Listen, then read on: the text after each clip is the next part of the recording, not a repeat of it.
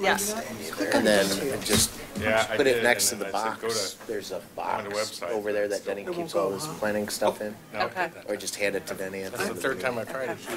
I have that same problem at Metro all the time, and that I just have to.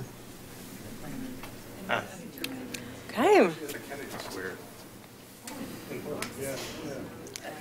Good evening. I'd like to call the meeting to order and welcome you to the regular meeting of the Milwaukee Planning Commission. Agendas and additional copies of staff reports are available on the table in the hall. If you have not picked up an agenda, please do so. It contains important information about the process. If you wish to be included in the mailing list for a decision, please add your name and contact information to the sign-up list located on the table in the hallway. If you wish to testify, please fill out a yellow comment card. We will follow the basic format listed on the back of the agenda. It includes all the hearing procedure steps. We may vary from the process based on the specific circumstance of each hearing. Next on the agenda is approval of the minutes from the December 12th, 2017 meeting. Does anyone have any corrections to make? No. No. No. I will entertain a motion to approve the notes as presented. I would like to take a motion to accept the minutes dated December 12th, 2017. Motion from Commissioner Hemmer is seconded by, do I have to say the name? Yeah. Okay. Commissioner Argo. Vice Chair Argo. No, that's wrong. No more. Okay. All those in favor say aye. Aye. All those opposed say nay. The notes are approved.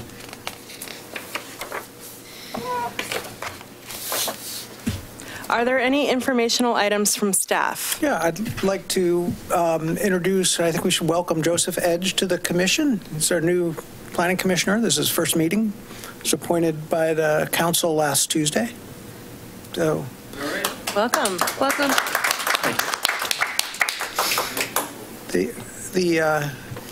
Joseph, you want to tell everybody a little bit about yourself? Do I need to push? No. I actually I live in the Oak Grove area, just south of Milwaukee, but I've lived in the area my entire life, and I went to school here at the Milwaukee Junior High, which is now the Waldorf School.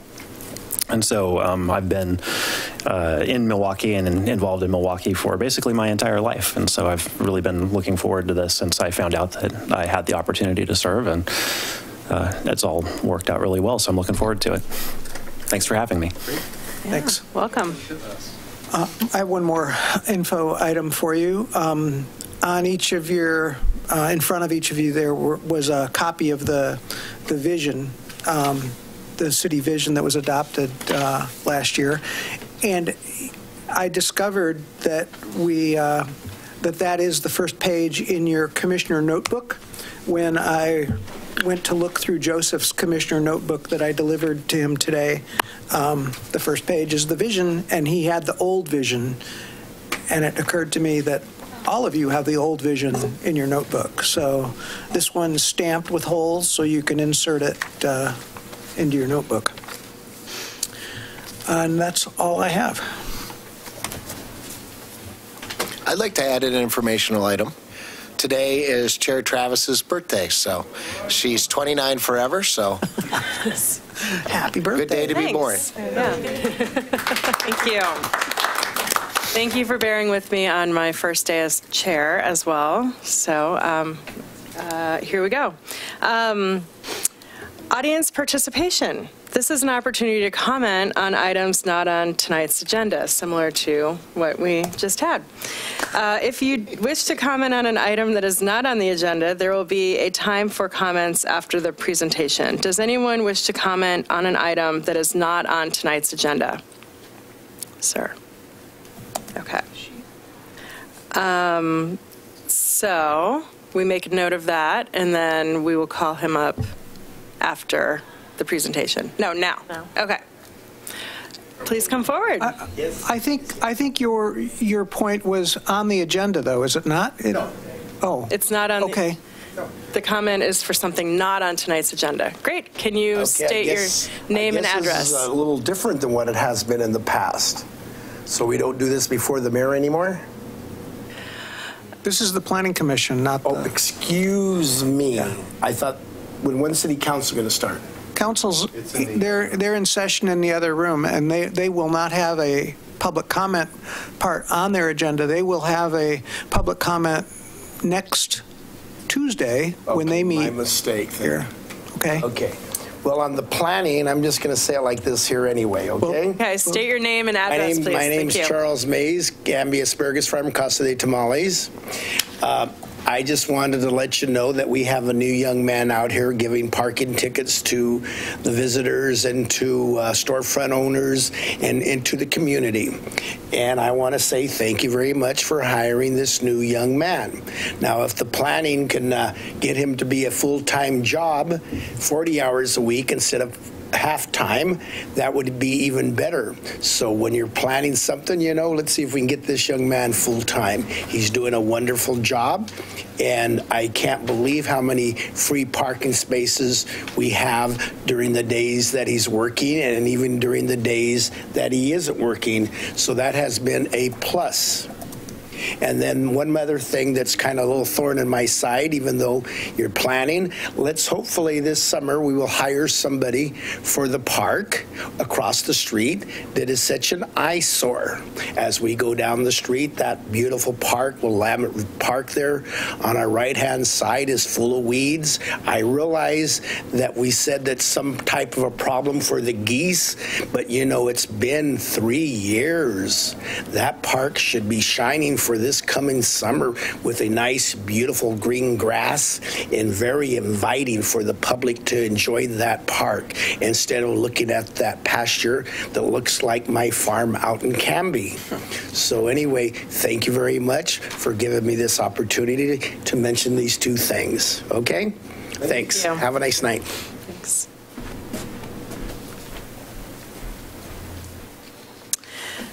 Okay, the next agenda item is a public hearing on Jackson Street driveway variance.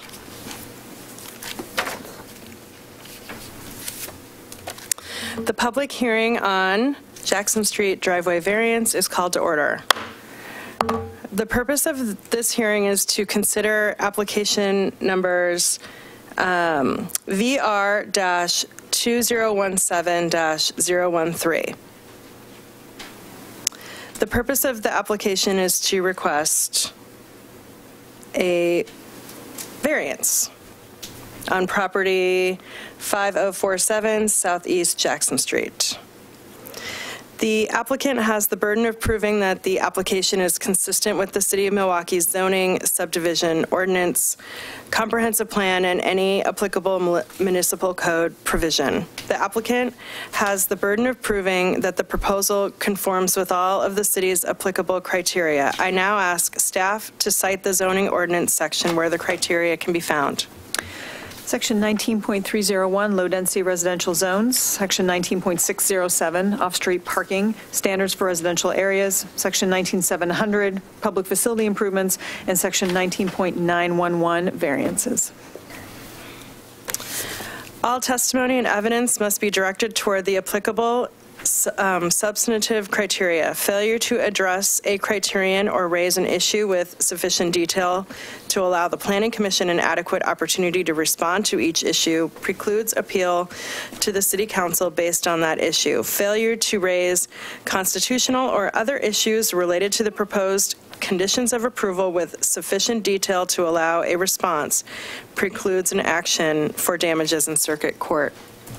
Any party with standing may appeal the decision of the Planning Commission to the City Council. Persons with standing are those who submit written comments or testify in person or sign the Planning Commission attendance sheet in the hallway. Conduct of hearing.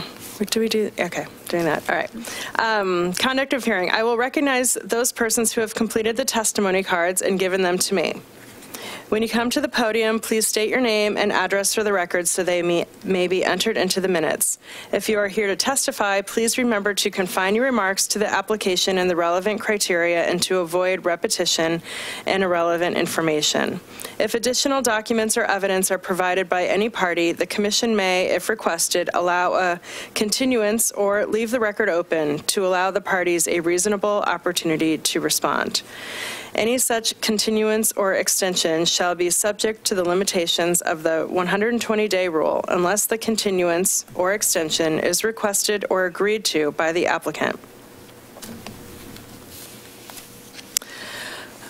Conflict of interest in site visits. Does any member of the Planning Commission wish to abstain from this hearing? No. Does any member of the Planning Commission wish to declare an actual or potential conflict of interest? No. Does any member of the Planning Commission wish to report on any ex parte contacts? No. Will any commissioner who has visited the site prior to this hearing please raise their hand? Did any of those commissioners who visited the site speak to anyone at the site or note anything different from what is indicated in the staff report for this application? No. Does any member of the audience wish to challenge the participation of any member of the Planning Commission? Jurisdictional issues. Does any member of the audience wish to challenge the jurisdiction of the Planning Commission to hear this matter? Can I speak? Yeah, come on up and state that. But you understand what this is about right now? You're challenging the jurisdiction of the Planning Commission to make this decision? That's correct. Okay. My name is Gene Zahari. I'm a resident of Milwaukee in the Hector Campbell neighborhood.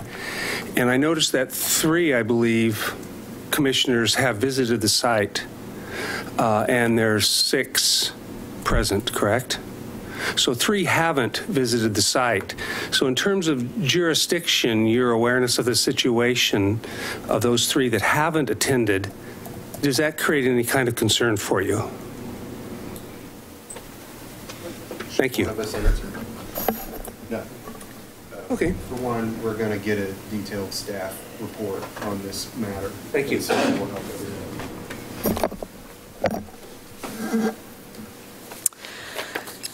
Okay, let's proceed to the staff report presentation.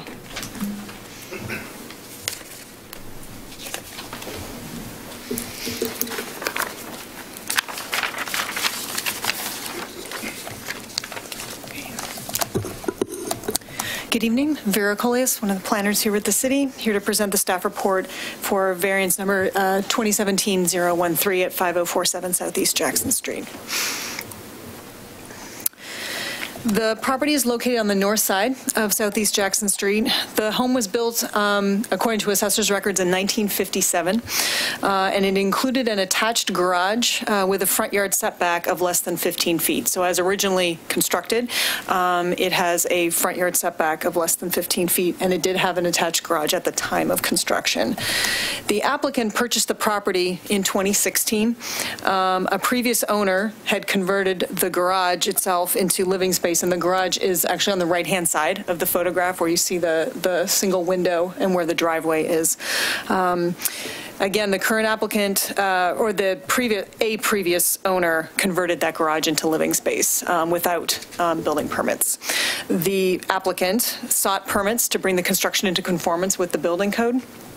And was informed of the conflict with the residential off-street parking space requirements. And those requirements are that an off-street parking space, one off-street parking space is required for a residential property, and that space must be located outside the front yard setback. So the garage, as constructed on the home, would have met that requirement. It would have been that required off-street parking space, but by converting the garage into living space, the previous owner essentially eliminated that off-street parking space and brought the property out of compliance with the code. The applicant is seeking a variance to allow the existing situation to remain on the property, essentially asking for a variance for that off-street parking space to be within the front yard setback. The property is approximately 0.14 acres. It has a single-family home, and again, the converted garage and the driveway are to be used for that off-street parking space are located south of the house on the east side of the property. The surrounding area consists of single-family homes, and the property is zoned residential R5. The key question that staff has identified within the staff report is the proposed variance reasonable and appropriate as one of the criteria for the variance request. As we noted, or as noted in the application summary, the applicant proposes to allow the existing home and off-street parking situation to remain as is. This would result, again, in the off-street parking space to be located partially within that required front yard setback. It's unknown when the garage was converted into the living space because no permits were pulled for that. It was sometime between August 2007 and August 2011, thanks to Google Street View and that historic timeline that you can get. We can see when that happened. So in these photographs, you see in the top photograph, that's the August 2007 photo. So we see the garage where it was originally, and then the lower photograph is the present situation. So somewhere, or 2011, so somewhere in between there is when that conversion happened. The timeline doesn't have anything more close than that, but somewhere in those 4 years. Even when the garage was in place, of course, the driveway was likely used for parking purposes. Maintaining the existing situation, which has been in place for between 7 and 10 years, thereabouts, will not negatively impact the surrounding properties. Staff did not identify any negative impacts as one of the approval criteria for the variance. The applicant and the circumstances of the case, staff believes, have demonstrated that the effort and cost of constructing a new driveway on the west side of the house, which would alter the existing fence to allow for the new driveway access. It would require the construction of an entirely new driveway, remove all of that landscaping to be able to put a new parking space to that west side of the home. There's a lot of effort and a lot of expense for that, and to what end, essentially, is staff's question. There isn't a corresponding benefit for the neighborhood to require that alternative to be required in staff's opinion. The staff report, the PowerPoint right now says that no comments were received, but a comment was received via email late this afternoon. Staff printed that out and handed that out to you. Yes, so it's from the neighbors across the street. That includes photographs and written testimony in support of the variance. And the neighbor does talk about sort of the existing situation along the street as well. But essentially, given the existing situation and the request is to have nothing change on the property, that's a good summary, I think, and the neighbor has provided a lot of photographic evidence of what else is happening on the street. The Planning Commission has a few options for your decision this evening. You could vote to approve the application subject to the recommended findings and conditions of approval. Oh yes, the conditions of approval. The engineering department, when we had the pre-application conference with the applicant, didn't talk about the improvements to the driveway access to bring it more into compliance with the public works standards. It has been entered as a condition of approval on the application. The applicant is aware of that requirement and has agreed to perform the work. So that's not a surprise for them. Again, you have the option to approve the application subject to the recommended findings of approval and the conditions of approval. You could modify those findings or those conditions of approval. You could deny the application, stating that it does not meet the approval criteria, or you could continue the hearing. The 120-day deadline for this application is April 17th of 2018, so there is time to continue it if you need more information from staff or from the applicant. Staff's recommendation is to approve the variance. It would result in the approval of a required off-street parking space to be located partially within that front yard setback, but it doesn't change the existing situation that has been there for probably around 10 years, is our guess. And we do recommend that you adopt the findings and conditions of approval as written. Happy to answer any questions. And the applicant is here to answer any questions and provide testimony as well. Thank you, Vera. Any clarifying questions for staff? I just have one goofball question. Okay. So it looks on that property, the neighbors obviously have planted trees and stuff like that, so that it's not necessarily in the right-of-way, that unpaved area, the gravel area? That is actually part of, that is the right-of-way. It's just, it's unimproved right-of-way there. Oh, it's that big? It is. Okay. The Jackson Street Because I was going to say, well, wouldn't that gravel area technically then be 15 feet of their front yard? Yeah, the property line is essentially where the fence is that you see. Okay. Yeah. All right. Yep. I had a question.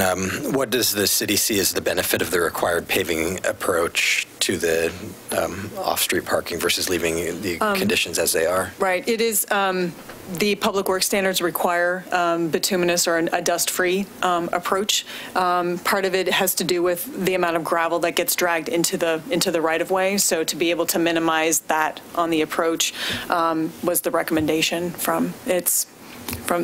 there's quite a bit of other gravel here. I realize that's the point you're about to make.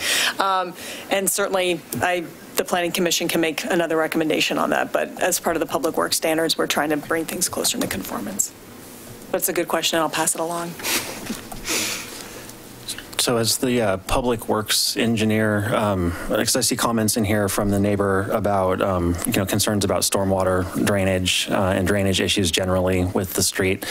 Has the public works engineer considered that with respect to the new paved area not exacerbating the existing conditions, or is it just kind of a default? It is a default. I mean, it is the requirement within the standard. I will choose to not speak for the engineer as far as the stormwater impacts of that approach. I presume that's part of their design consideration when they do require that, but I can't answer that. And typically for like compacted gravel like that, the assumption is that the runoff, you're not really getting any better or much better runoff with compacted gravel than you would with asphalt or concrete. I mean, you're not making it any worse, is what I was trying to say. Yeah.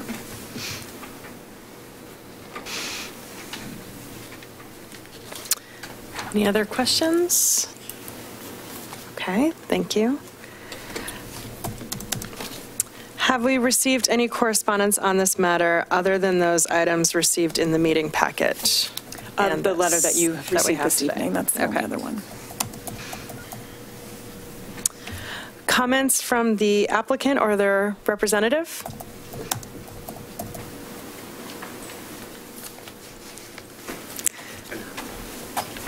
And please state your name and address. I'm Bodo Heiliger, 5047. You should sit and talk to the mic. Bodo Heiliger. And if you haven't done a yellow sheet, you should fill one out and give it to Kim. Oh, okay. I just assumed it's the applicant. I didn't need to. Sorry. Yeah. Go ahead. He doesn't need to, does he? Oh. Okay. All right. So my name is Bodo Heiliger. I'm the owner at 5047 Southeast Jackson Street. And I'm Dan Jensen, father-in-law, and the guy that drew the permits, demolished the work that was done improperly, and it's been completely redone. All the permits are signed off, everything's great, except the final, which is contingent on getting this little thing taken care of. So, yeah, that's my role here. So, Okay.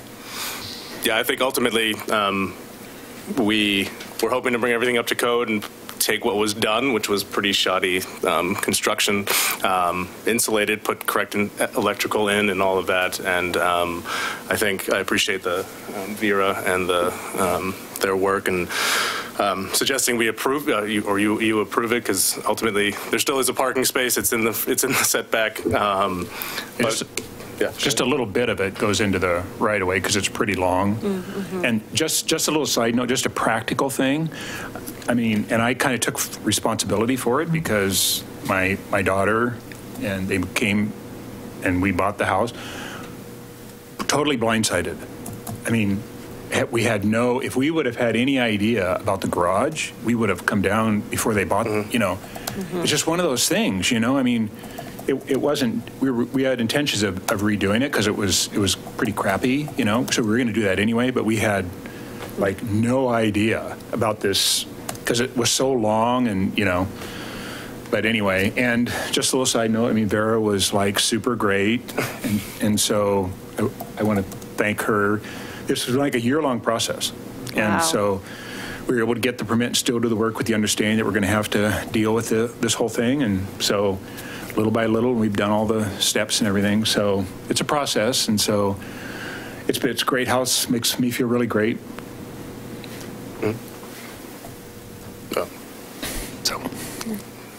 So, and if you're looking at the driveway and you don't want us to asphalt, we'd be happy to do that as well. But that was. Maybe that's just the one other little thing. So we agreed, because we went to the meeting before, and they said, the guy said, you know, we want to see a paved approach. And said, well, okay, well, if we have to do that, we have to. But just from a human standpoint, the cost of all the permits and everything, and then the $2,000 for the variance and the cost of the meetings, plus this could be another $2,000. So we'll do it if we have to. We will, because we agree.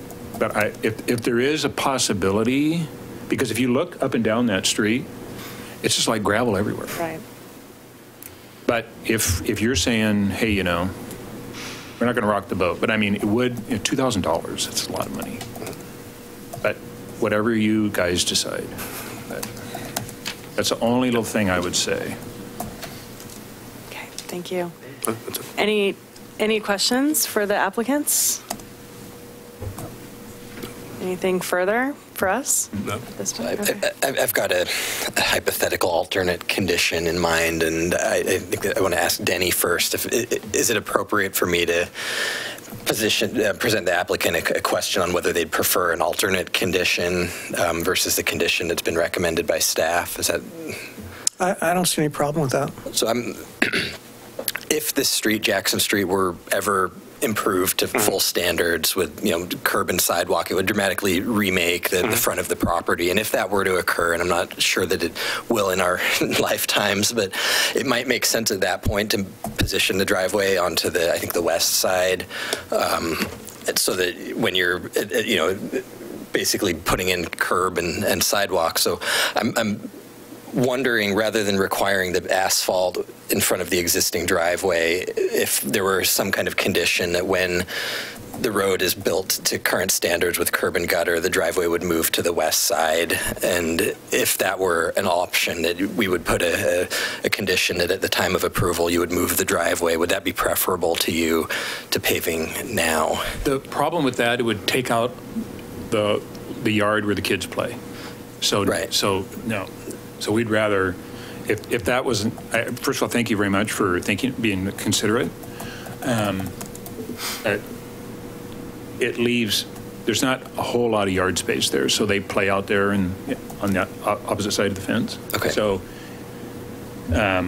if we had to make a choice, then we would probably just bite the bullet and do the asphalt, because we don't want to give up the yard. And aesthetically, like, it would just like crush the house. I mean, the house is a beautiful little, it's such a nice little house. I mean, it would just destroy. It's got such a cute little front yard, and so, yeah. Thank you. Thank you, though. Thanks. Thank you.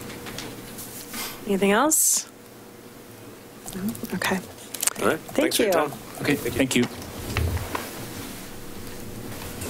Should we fill out a yellow thingy? No, I don't. Yeah. Oh. Okay, all right. Applicants, Lawyer no. says so. Okay. We usually They do? Oh.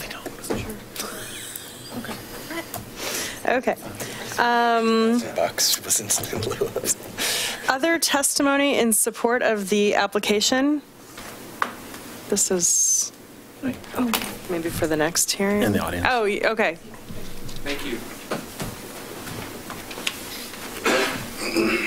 Thank you. All right. Last night I attended the Hector. Can you please state What? your name? Can you please state your name again and your address? Oh, Sorry. sure. Thanks. Gene Zahari at 5273 Southeast Jackson in Milwaukee. And last night I attended the Hector Campbell Neighborhood District Association meeting, and the chairman confirmed that the something I wasn't even aware of, confirmed already that they are in agreement with the variance being proposed tonight. Thank you. Thank you.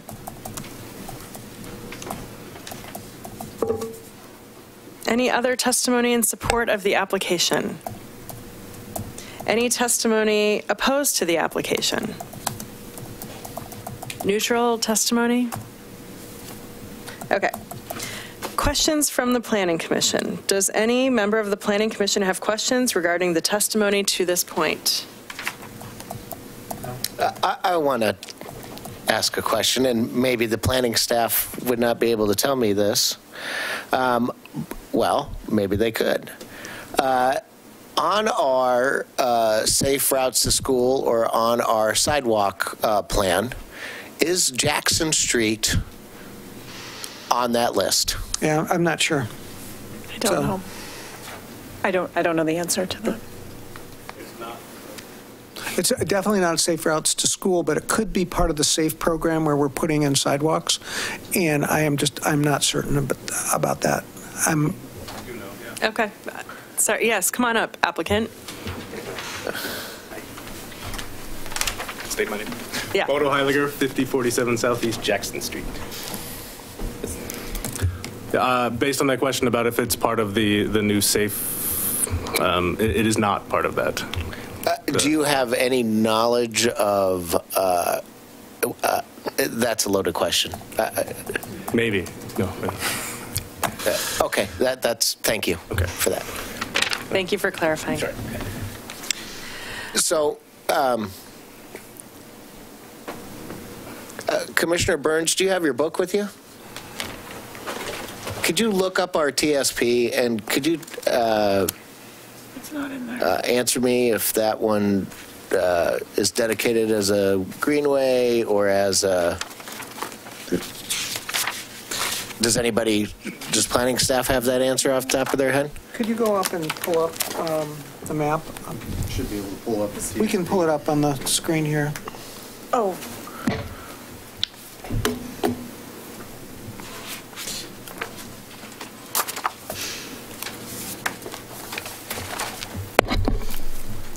I'd ask Commissioner Edge to do it, but I don't know if he's had time to even look through his book to even know what's in there yet.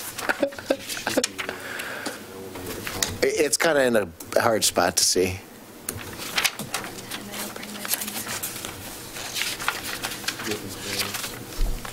I'm almost certain it is just a local street, but it's sandwiched in between Monroe and King as a local street. Monroe is identified as a collector and a greenway. Jackson is simply a local street. Vera can pull it up, but I'm trying. And so let me ask you this: as a local street, are local streets currently given any priority for the curbs and sidewalks and for expansion? I cannot speak to exactly what the priorities are for the SAFE program and the sidewalk improvements that are going in. I believe that the highest priorities are those streets that connect destinations such as park to park, school to school, school to park. This site, this connection does not appear as it's connecting any of those. So I doubt and I believe the applicant when he says that it's not on the SAFE program. So we are 12 to 15 years away before that street gets curb and sidewalks with the current SAFE program and the current... If ever. Okay. That's not the right one. Under the current program, I would expect that it is a very low priority. That's okay, Vera. I got my question, and thank you very much for doing all that. I would like to find it now. We can look at it later. And I'm basing what I did was just look at Google Maps quickly to see where where it was in relation to those other streets and what it was connecting to. So we had a Safe Routes to Safeway program. I think it might be on that. It'll get you connected to Linwood neighborhood. Well, it is, Jackson Street's kind of one of those streets that if you wanted a good paving project, that's a street that could definitely use a good paving project too. But I have a feeling that our priorities are set in different ways than. I think that's true. Okay. Okay. Does the applicant have any rebuttal or additional comments in response to the public testimony? If not, I will close the public testimony portion of the hearing. Excuse me, Madam Chairman, did you ask for opposition testimony? I did. Okay. Great, thank you. Public testimony portion of this hearing on file VR 2017-013 is now closed. Is the commission ready for discussion? Yes. Yes. Would anyone like to begin the discussion? I will go ahead and begin. I think that Commissioner Burns actually came up with a very decent solution. I find that the cost of the apron seems to be a little ridiculous in this case. I wish that the applicant would have thought about what they were saying, because it seems to me that in 15 years, and judging by Mr. Hellinger's age, that his children probably in 15 or 20 years won't be needing to play in that yard anymore. And so I think that Mr. Burns's idea of that compromise is actually quite a brilliant one and solves the solution of the burden of paying for the applicant of an apron that is virtually useless, even provided by the planning director that rock and drain is the same as concrete and asphalt, and that if it does turn to curb and gutter, which that's why I wanted a little bit of confidence, because I would hate to have that happen tomorrow. But if in 15, 20, 30 years it does, Mr. Hellinger may not even be there anymore, or he may want to redesign his yard anyways, because now he has curb and sidewalk in a 2-lane street, because you can't have that wide of a width if you're not going to put in a little bit wider of a street. So I like the proposal put forth by Commissioner Burns. I completely agree, with the exception that looking 15 to 20 years out, we don't know what the parking regulations may be at that time, and I don't want to impose a condition that may be unnecessary if there is ever the possibility of a reduction in the parking requirement. Good point. So, Commissioner Edge, are you suggesting that we just wipe out the apron anyways and not make them move the driveway if curb and sidewalk come in? I think it's worth considering. I'd like to understand the liability, if there is any, on the city for making a decision, that goes against the engineers. There's no liability. The Planning Commission cannot be held liable for a decision. The city, I mean, not us personally, but the city. I mean, I guess if it's an unimproved street, it probably doesn't really matter, that they're dragging some gravel into the unimproved street. So, it's consistent with the character of the rest of the street. It's an excessive cost for little gain. And again, looking out into the future, I don't know that I would trade being required to build a driveway or seek an amendment to my condition of approval, at some point in the future, to remove the condition if the requirements ever change. And I wonder about an alternate condition, just saying when the street is improved with curb and gutter, the applicant would be required to connect the driveway to the new approach, if that would be a way to kind of just let them kick the can down the road. I am not 100% certain that if the commission chose to eliminate that condition for pavement, whether or not that would have any power, essentially, in affecting the engineering department and public works department's requirement for this pavement, for this connection. So what we put that condition in, it was a condition that was put in suggested by the engineering department, but without a specific request for a variance to that, that standard that we haven't requested or addressed here, I'm not sure that we can just pull it at this point. Is that clear? Do you understand what I'm saying? So you're suggesting we don't have the ability to remove the condition? You guys could choose to not make that a condition of your approval, but I'm not sure that takes them off the hook, because it's a public works standard about paving the driveway. And what I believe is, just when engineering lists all their standards and the types of things they do, we tend to roll them into the staff report. So if you're inclined to take it off, that's fine. But I should say to the applicant, I'm not sure that gets them off the hook for paving that. The alternative that you're suggesting for not paving today and maybe making the improvement later, it all depends on essentially where that sidewalk is going to go. And looking at that photograph, there's a tree there, and all of the designs on sidewalks have to be carefully done as to where they're going to go. If you try to avoid trees, you try to avoid situations where you're cutting off somebody's parking. I mean, you take that into account when you're designing that street. What's the width of the right-of-way in front of this property? I'm not certain, but it looked like it was 50 feet, I believe, is 50? I believe is the right-of-way for Jackson. Yeah. It's pretty significant for a residential street. Yeah.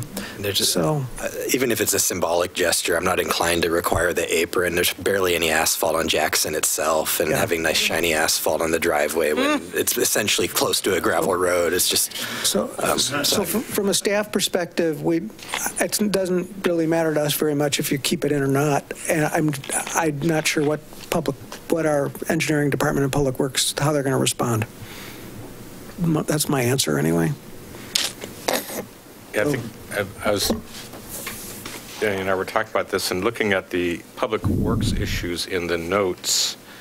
It says Code Section 12.16.040A states that access to private property shall be permitted with use of driveway, curb cuts, and driveways shall meet all applicable guidelines of the ADA. And then it says driveways approaches shall be improved to meet the requirements of the Milwaukee's Public Works standards.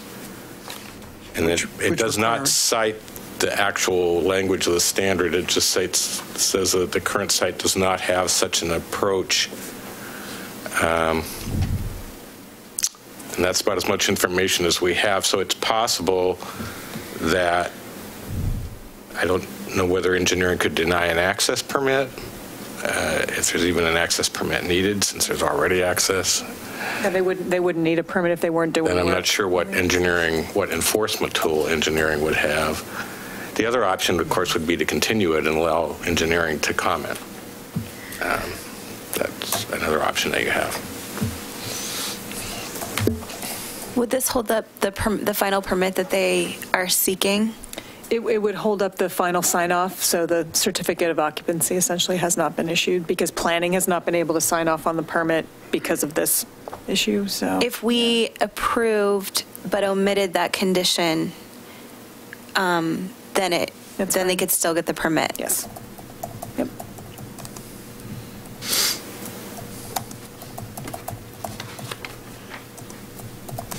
Yeah, it'd be good if they cited the exact. Okay. Interesting discussion here. I would entertain a motion if we are ready for that. I'll be happy to compile this together if I can figure out which one that we are eliminating.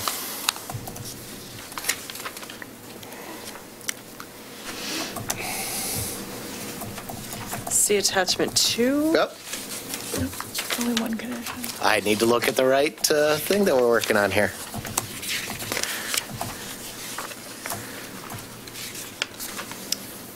All right, so I would like to make a motion to approve application VR 2017-013 and adopt the recommended findings and conditions of approval found in attachment 1 and 2, except for 5A.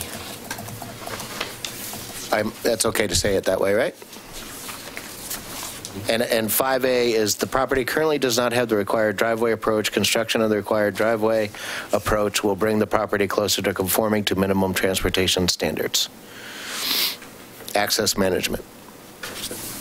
If I may, through the chair, so finding 5A would be removed from the findings of approval. I might also note that condition 1A is the requiring the construction of the driveway.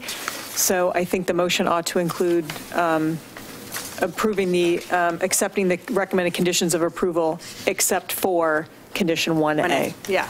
I just wanted to make sure that we were on attachment 2. Yep. There you go. Oh, thank you. Can I just say 1A and Just not say restate 5A? Right. Okay, so approve application VR 2017-013 and adopt the recommended findings and conditions approval found in attachments 1 and 2, except in attachment 2 1A. Second. All right. A motion by Commissioner Hemer and seconded by Commissioner Edge. Right. All those in favor? Aye. Opposed? Motion pass. Reread it. Read it. I have to read it again. Yep, that's the hard part. Oh, wait. So, well, you have a statement to read, I think. Yeah. If anyone wishes to appeal this decision to the City Council, you must make application stating the grounds for your appeal within 15 days of the mailing notice of the decision. Please see planning staff for details. So you guys should give us a call tomorrow or next day, and we can talk to engineering and figure out exactly whether or not you're really off the hook on the condition. We tried for you. I'll get in touch with you after I speak with the engineering department. Okay. So, just thank you all very, very much for your time and especially you. You're welcome. Okay. Thank you. I am now moving on, opening the public hearing on the Leading Library temporary location is called to order. The purpose of this hearing is to consider application number CSU-2017-009. Thank you. The purpose of the application is to request a community services use on property located at 9600 Southeast Main Street. The applicant has the burden of proving that the application is consistent with the City of Milwaukee's zoning subdivision ordinance, comprehensive plan, and any applicable municipal code provision. The applicant has the burden of proving that the proposal conforms with all of the city's applicable criteria. I now ask staff to cite the zoning ordinance section where the criteria can be found. Section 19.312 Tacoma Station Area Manufacturing Zone, 19.406 Tacoma Station Area Overlay Zone, 19.600 Off-Street Parking and Loading, 19.700 Public Facility Improvements, 19.904 Community Service Uses, and 19.1006 Type 3 Review. All testimony and evidence must be directed toward the applicable substantive criteria. Failure to address a criterion or raise an issue with sufficient detail to allow the Planning Commission an adequate opportunity to respond to each issue precludes appeal to the City Council based on that issue. Failure to raise constitutional or other issues related to the proposed conditions of approval with sufficient detail to allow a response precludes an action for damages in circuit court. Any party with standing may appeal the decision of the Planning Commission to the City Council. Persons with standing are those who submit written comments or testify in person or sign the Planning Commission attendance sign-up sheet in the hallway. I will recognize those persons who have completed the testimony cards given to me. When you come to the podium, please state your name and address for the record so they may be entered into the minutes. If you are here to testify, please remember to confine your remarks to the application and the relevant criteria and to avoid repetition and irrelevant information. If additional documents or evidence are provided by any party, the commission may, if requested, allow a continuance or leave the record open to allow the parties a reasonable opportunity to respond. Any such continuance or extension shall be subject to the limitations of the 120-day rule unless the continuance or extension is requested or agreed to by the applicant. Does any member of the Planning Commission wish to abstain from this hearing? No. No. Does any member of the Planning Commission wish to declare an actual or potential conflict of interest? No. No. Does any member of the Planning Commission wish to report any ex parte contacts? No. Will any commissioner who has visited the site prior to this hearing please raise their hand? Did any of those commissioners who visited the site speak to anyone at the site or note anything different from what is indicated in the staff report for this application? No.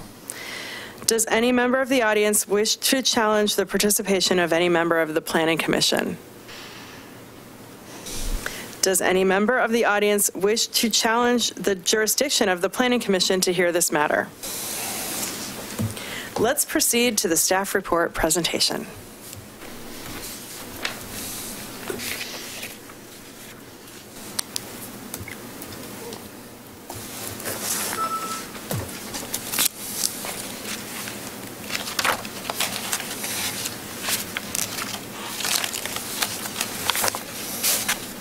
Good evening, Vera Collias, Associate Planner, the City, to present the staff report for this community service use review for the temporary letting library.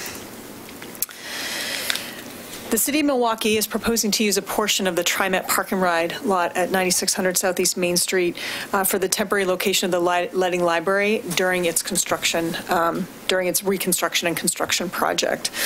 The land use history on this for this site in 2006, February 15th, 2006, the city approved a 329-space park and ride facility owned and maintained by TriMet. That's the only land use application that has been received for this site. A separate community service use application is required for the library because it is a community service use and it is a new community service use being proposed for the site itself. The site is located again at 9600 Southeast Main Street in the southwest portion of the North Milwaukee industrial area. The site is about 3.78 acres. It's a TriMet Park and Ride facility, and it does have those 329 parking spaces as that were part of that 2006 approval. It has a bus stop, and it's less than a half mile from downtown. The surrounding area consists of industrial uses, including manufacturing and warehouse distribution uses.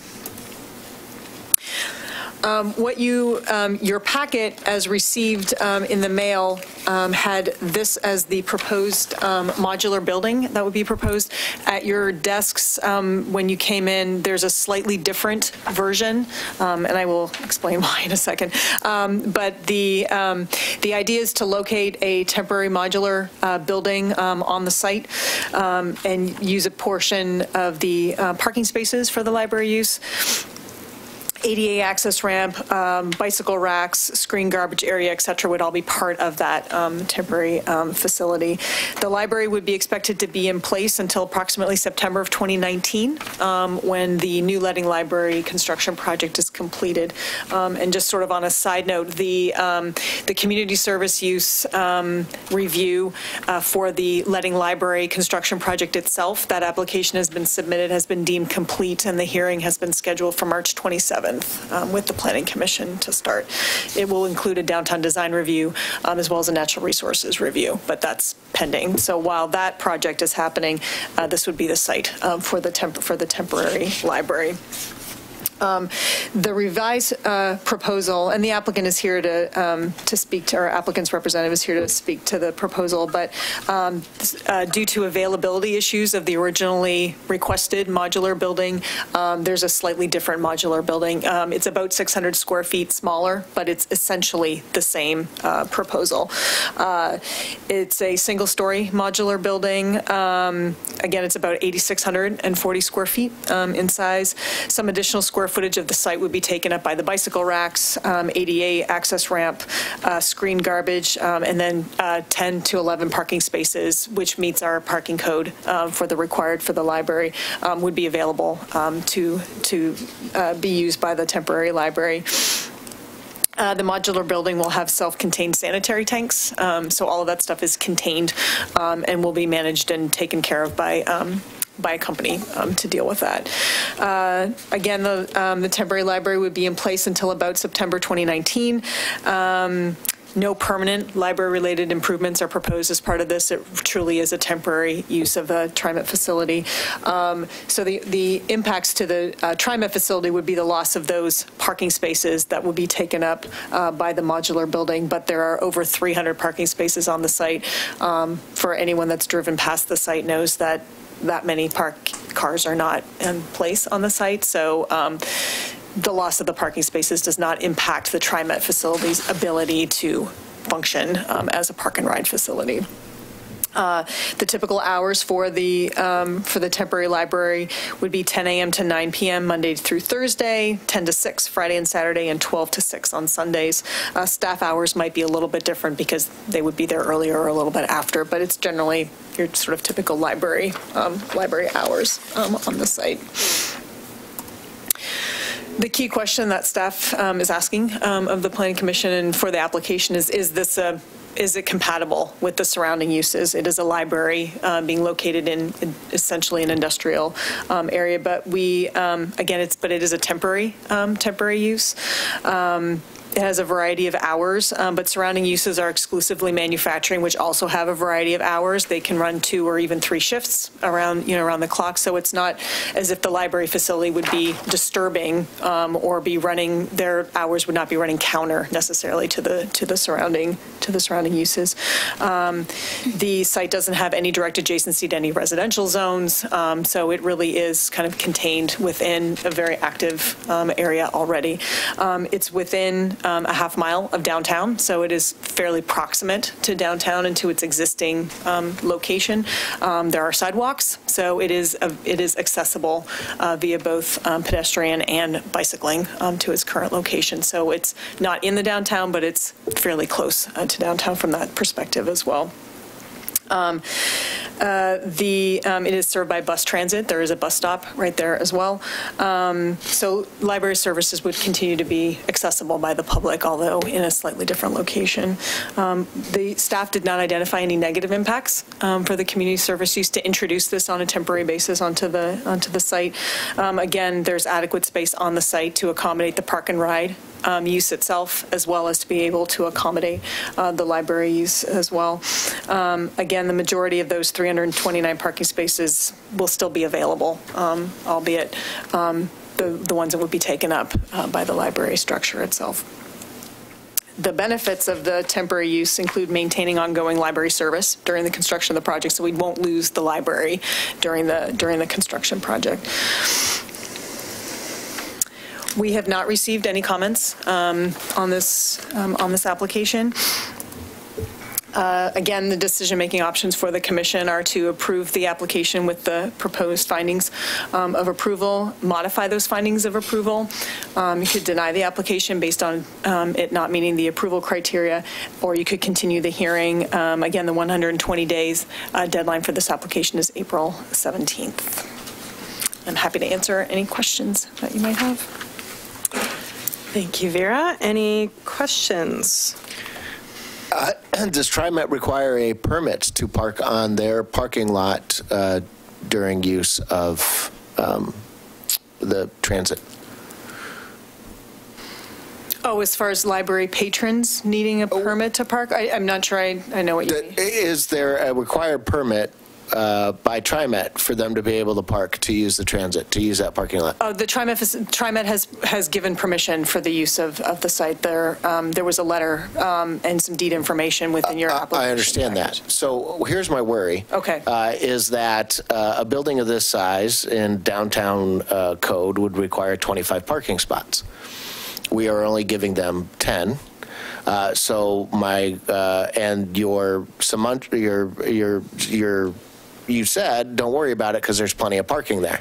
So what I'm worried about is that does TriMet require a permit so that if patrons of the library go somewhere else, right, or outside of those 10 parking spots, are they going to get ticketed?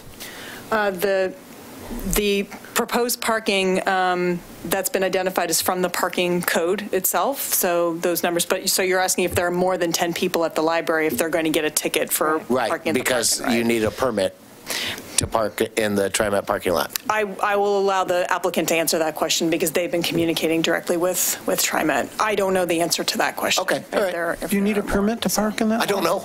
That's why I'm asking. No. There is no required permit? No. Okay, No. thank you. My question would be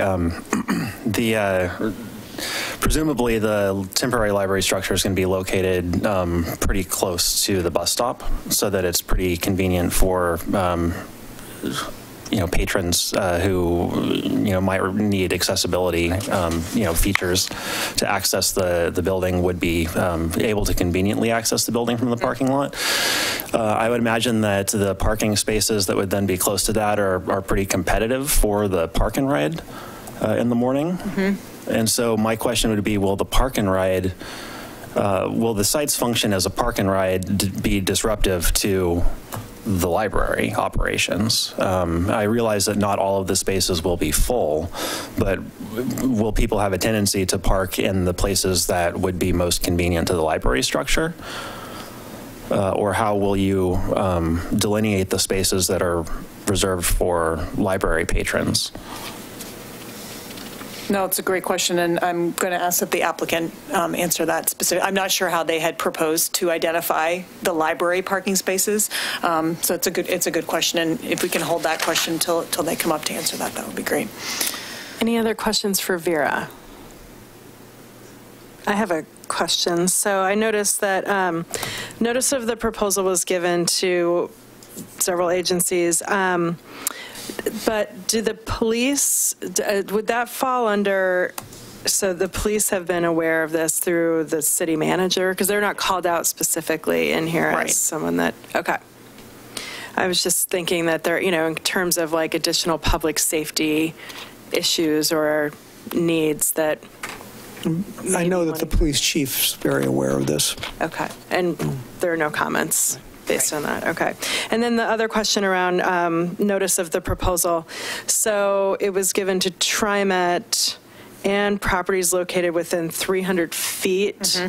So how many properties are there within 300 feet? So it's within 300 feet of the property line. Okay. So it's, I don't know that I have, I do have the mailing list. Give me 2 seconds, I can hold that up. 300 feet of the entire property line, okay. Yeah, it's the property line, not where the library itself was going to be located, so, yeah. So it's 14 properties were within that three. I have the map and so on if you want to take a look at it. Thank you. Okay. Oh, that's great. Anything else for Vera? Okay. Thank you. Have we received any correspondence on this matter other than those items included in the meeting packet? No. Okay. Applicant testimony. Would the applicant or representatives like to provide comment? Thank you.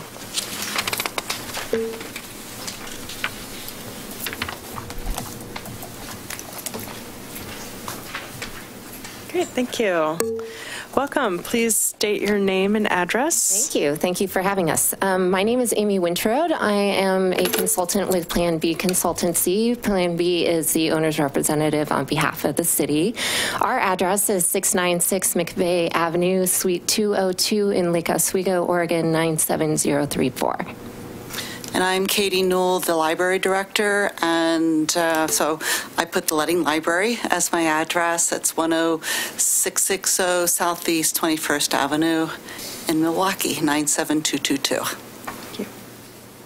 So I think actually Planner Coleus has already given you a very nice summary. I just wanted to go back a little bit in history that would explain why we're in the temporary situation in the first place, if that's helpful at all. So the voters passed their bond measure at the time. It was for a renovation and addition of the Leading Library. That was the intent, and through due diligence, we identified that there are some safety hazards, seismic issues, and as you started looking at the cost benefit of staying on the site and trying to make an existing structure work versus basically allowing that site to be completely accessible and redoing a structure so that it was better off for the next 50, 100 years. That's what got us looking from the current site and trying to stay on site versus temporarily relocating so that the construction could be not only better for safety, but for a number of reasons. So what we were looking at with the temporary relocation, we did have a set number of criteria when we were looking for possibilities. We did look at bricks and mortar possibilities as well, and unfortunately there just wasn't anything in the market that worked within the district for the size. We were looking for accessibility within public transportation, walkability, all kinds of criteria. Also for bricks and mortar to look for terms within 18 to 24 months, which is what we were expecting for the construction cycle. Most of the developers and the owners weren't willing to entertain such a short lease period. So that got us looking at now this option that you're seeing this evening with a modular. I think Vera was already very clear that I apologize for having to do a last minute switch out on the modular, but we were having discussions with one group and they ended up signing the lease on the one unit that we had away. So we found another option, luckily. But that is where we're at. I did want to address, I think, Commissioner Hemmer, your question was already answered about the permits. Commissioner Edge on the bus stop, I believe the bus stop at that site right now is located at the north end of the property. So if people do end up parking closest to the bus stop, as I know that is human nature to do, they will be most likely on the north end as opposed to the south end of where we're at. And even if they weren't, I would say that the most likely place for individuals to park as close to the end that we're at is going to be more on that southwest side, and most of the library patrons are going to be parking as we've put like right in front of the modular where the door is, because I know if you're like me with my family, we carry tons and tons of books, so we don't want to walk any further than we have to if we're going on the driving method. And then I think the last question from Commissioner Chair Travis, I think Vera did answer that, and if not, I'm sorry, I'll ask you to repeat the question if it wasn't answered. I think I was just asking about the police being notified and public safety issues or concerns. So, and they didn't respond. So they're aware of it, but they didn't raise any issues. Sure. So. And we know the city police has a very good relationship also with the library. They've always been very responsive with them. So Katie has anything more to add? And they will follow us. But an aspect of this is TriMet police are usually the on-site, it's their purview because this is the park and ride. So I'm just wondering if there's just going to be some sort of coordination between Milwaukee Police and TriMet Police. Yes, I'm sure there will be, just because of the discussions we've been having with TriMet. It's all part of the lease agreement, essentially. And are you designated spaces for library? Is that, are you doing anything like that? We are not required to, so at this point in time we're not doing any demarcation on that. Okay.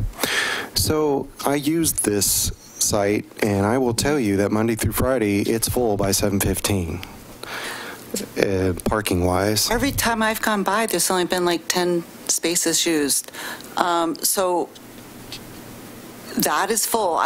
We haven't seen that. Mm-hmm. And I've been there many times. I went over there when we met with the county and with PGE, and there were maybe 10 cars there. Interesting. Are you talking about the max?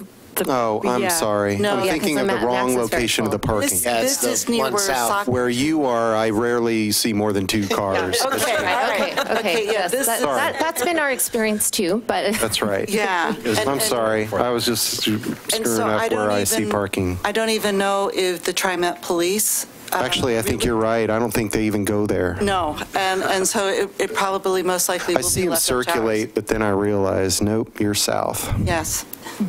Okay. You got a good site, really. We were very lucky, and they have been very generous to let us have that space free of charge. Great. Wow. So this was That's really good. Made this a very attractive spot to use. Right. Indeed. Great. Any other questions for the No, applicants? I was too far north.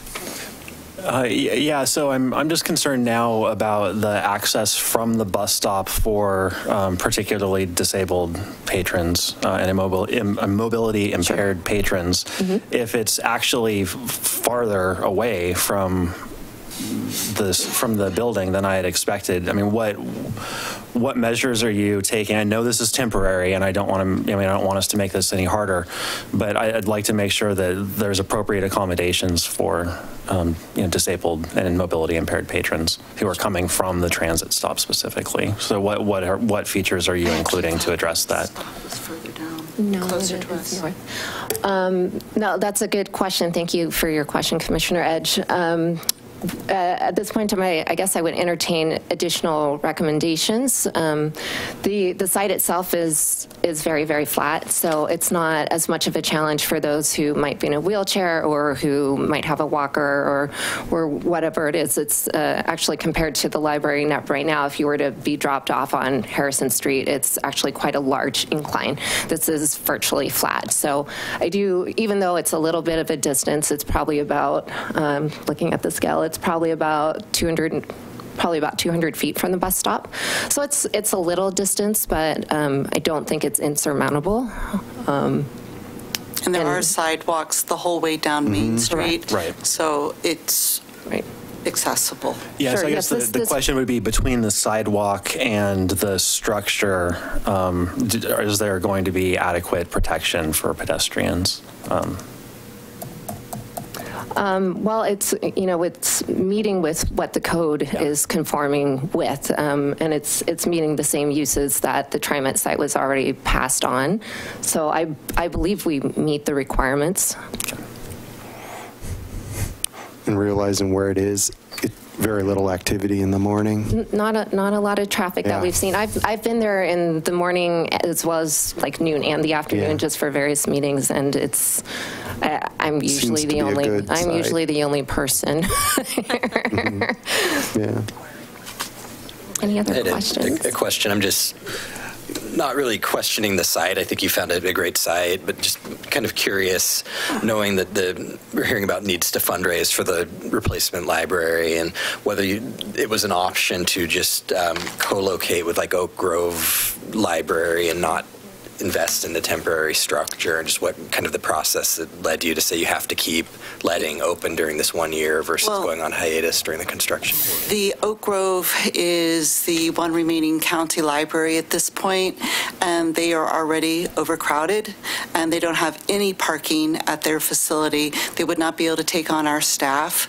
They have a very small staff, so we would not be able to have our staff there, nor any of our materials. This way, we're able to keep our patrons serviced, and we get to keep our staff. So that really wasn't even looked at.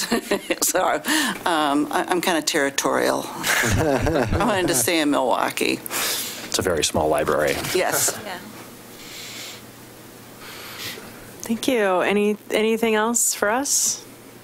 Thank you. No, just appreciate your time. Thank you. Thank And you. we'll be back. Oh, yeah. We'll be Even better. Yeah, we'll be like really like, besties by the end of all of this. Exactly. Thank you so much. Thanks. Do we have other testimony in support of the application? Is this, I have one for Charles Mays. That was, he was here at the beginning. Oh, okay. Yeah. Oh, okay. So, no other testimony in support of the application. Are there testimony opposed to the application? Neutral testimony? Okay. Questions from Planning Commission. Does any member of the Planning Commission have questions regarding the testimony to this point? No. Okay.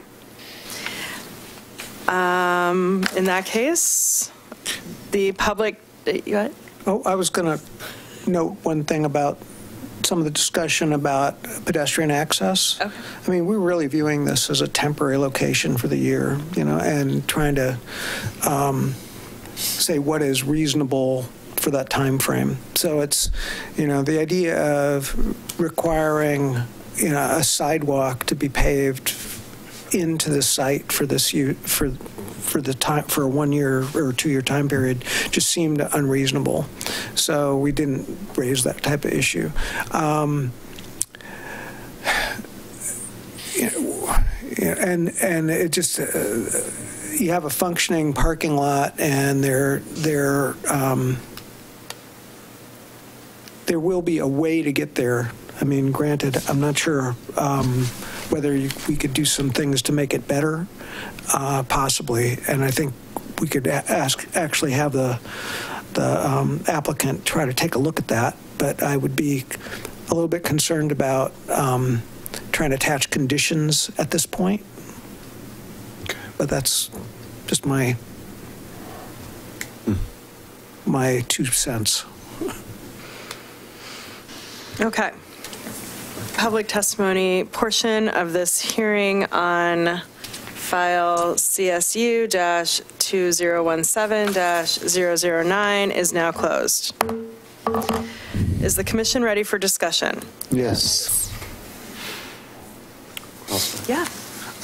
I apologize to my fellow commissioners for my bearings being off. I was too far north. But I know this site too, just from going there. It is very much a low impact site as far as you do rarely see vehicles there. I see no grade issues. It's very flat, as they indicated. And having transit access is actually a benefit as far as site selection goes. So I think they came up with the best solution, and I'm certainly inclined to approve this application. I would generally agree with that. The only concern I had is, again, if it's vehicles circulating, and certainly I wouldn't want us to consider attaching any kind of a condition that would require permanent improvements. But if there was some way that the applicant could maybe mark off, whether with cones or bollards or flags or something, where the pedestrian access from the sidewalk is in the most direct manner from the sidewalk to the front entryway. That's kind of what I was thinking of, because again, this is all temporary, but it's still serious if there's vehicles circulating and you're asking mobility impaired patrons to navigate across a surface parking lot where vehicles may be circulating. So I know it's temporary. I would only expect any fixes to be temporary. And very low cost. I'm just concerned about, people being able to safely move through a vehicle circulation area from the sidewalk. That's fair. I support the site. It's a good site. I'm inclined to approve. I agree with that. I'm all in. I don't know if it's the best solution, but because of the time constraints that the library has and how commercial leases work, unfortunately, this is the best way to go. I'm not so worried about the mobility issue, and the reason why I'm not worried about it is that the low traffic the already existing sidewalks, and during the hours of operation, it will mostly be daylight, and the pedestrians, and if it's not, it's kind of the pedestrian's responsibility to be easily seen. So I don't see that there's going to be a conflict between pedestrian and bicycle or vehicle traffic. I think that there will be probably a lot of things that are learned when this launches, and I'm sure that the capable staff will adapt, and obviously patron safety is very important to them, and so I feel confident that after being open in this new environment for a little while, there will probably be some things that need to be adapted, or new signage or something that I think that they'll probably be looking at ways to improve that flow and at least help people understand how to navigate in and out, because it'll be a new thing. A lot of people are going to be like, where am I going? What is happening here? So I'm pretty sure that they have the ability to make that safe for our citizens using the library. I will entertain a motion. I would like to move to approve application CSU 2019-009 and adopt the recommended findings and conditions of approval found in attachments 1 and 2. I second that. Commissioner Hemmer, second by Commissioner Argo. All those in favor? Aye. Opposed? Motion passes.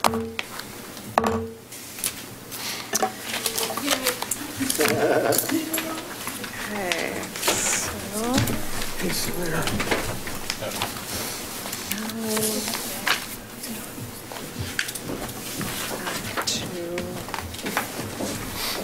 can probably take off. Okay. Next on the agenda, we have work session items. A summary of the comprehensive plan update.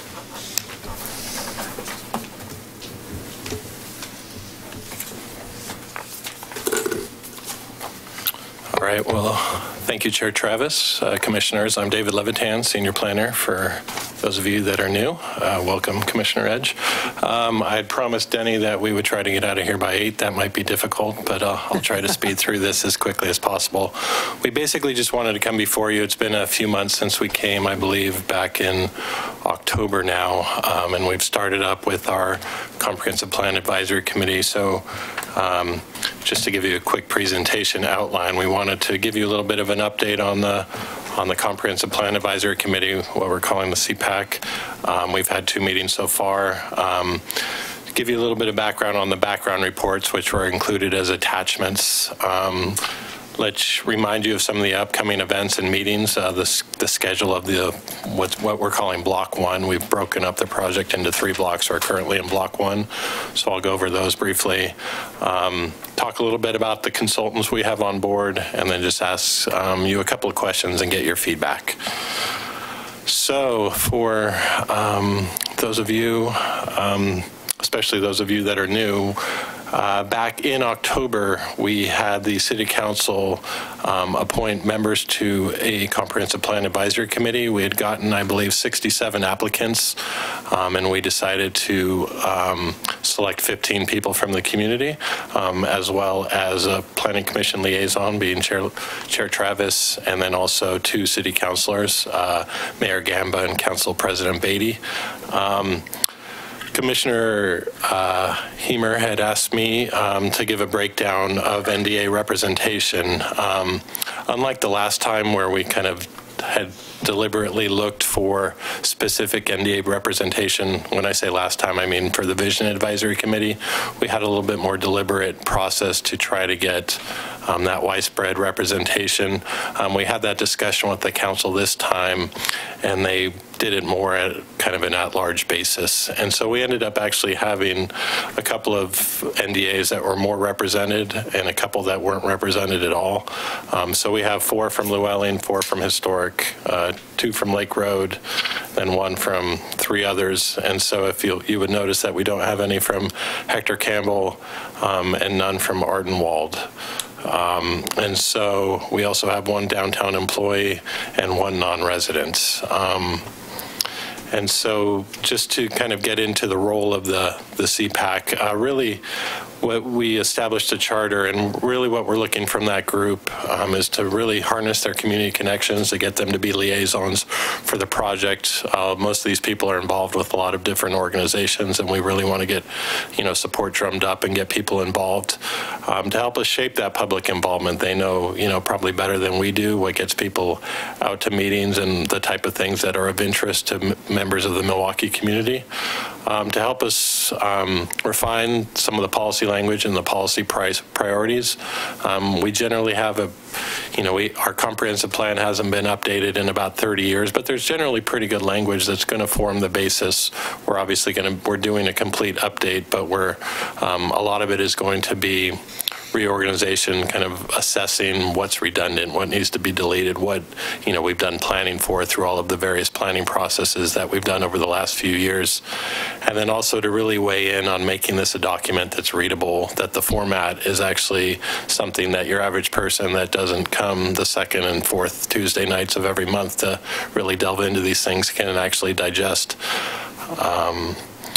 And so, David, I wanted to point one thing out about the neighborhood appointments. There's two, and I know David's going to get into this a little bit more, but there's two tracks that we're looking at. We're looking at work on all of the policies, and we're also working on one particular element related to the community vision about neighborhood nodes. And for that effort, which starts in this first block of work in the first 6 months, we're going out to every neighborhood to talk about what does a neighborhood node mean to your neighborhood. So that's going to be a way to connect with each of the NDAs and describe kind of the whole planning process. So we ought to be able to get some good input from the NDAs through that process without representation, direct representation on the committee. Thanks, Denny. So just to give a little bit of a recap of our first two meetings, our first one was back in November, and that was really to kind of establish the role of the CPAC and to kind of do a Comp Plan 101, why it's needed, the statewide planning goals. Denny gave a really nice presentation on that, given his vast experience with Oregon land use planning. And then our last meeting was about 2 weeks ago, where we had them review the background reports that were included in your packet for this meeting, and to be in kind of the policy language brainstorming, just kind of things to really that some of the priorities and things that people were thinking about that we could then focus on as we're assessing the existing policies as we start to draft new policies, is really to provide us some of that framework. I would welcome Chair Travis's input on that. We've gotten some really good feedback from Ann Ober, the city manager, who was present, and from Councilor Beatty and from Mayor Gamba, just as far as that it was the first meeting. This is our first block of work, especially for the arts and culture piece, which doesn't currently exist within the comp plan. It was maybe a little bit scattershot, and it was a little bit unorganized as far as, because there wasn't really, unlike the other topics, there wasn't really a foundation for the policy language. And so that's something that we're definitely considerate of now, and that we'll continue to work on. I don't know if Chair Travis would like to weigh in on which group were you in? Goal 1, public involvement. Yeah. And so I don't know what your feedback would be on that. I haven't been able to speak with you directly. So we had a small group, after the presentations on each of the 4 items, and we had a chance to talk about, what does public involvement look like for us, and how do we want to think about it in a new era. And so since it was our first time in that focusing on that topic, we'll be revisiting again at the next meeting, right? Because there are 4 meetings in a block, right? 5 meetings, correct. 5 meetings in a block. So we just really, at the last meeting, had a chance to just kind of brainstorm with each other and get some ideas on, how to improve public involvement or some things that we might be considering. And so, but it'll go on through the next series of meetings as well. And so the other groups that were economic development, and urban growth management. Urban growth management, and then arts and culture. We're also sort of doing that kind of preliminary brainstorming and getting some ideas up. And then the next time we meet, we'll continue to kind of refine and think and work together on those ideas. Yeah, and I would point out that for this first block of work, because we needed to have that kind of introductory meeting one, it's a little bit more condensed. So the meeting two was, it was 3 hours long, and the first couple hours were kind of background report presentation to really get people up to speed on the context as it relates to the vision and the existing comprehensive plan and the statewide planning goals. Yeah, so if you look through the background reports, and so it definitely was. It felt a little bit rushed and maybe not entirely organized for the meeting, but live and learn, and we'll definitely, be able to incorporate some of the feedback that we received. We did have CPAC members that, we had them evaluate the meeting. We had evaluation forms that our consultants from Enviro Issues looked through and kind of summarized for us, also provided us with the raw versions of those. And so generally it was well received, but there, I think we have some of the feedback that we received from the city manager Ober this afternoon was really that we need to provide a little bit more of a foundation on the role of the city and kind of what we have control over and what the true role of the comprehensive plan is, so that it doesn't kind of creep into more vision related actions and kind of things that typically wouldn't be within the purview of a comprehensive plan. And so at a future meeting, we're going to be kind of addressing that point.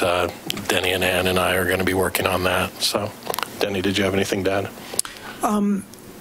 I think David is painting a picture that this meeting had some flaws. I thought it was a really great discussion and meeting.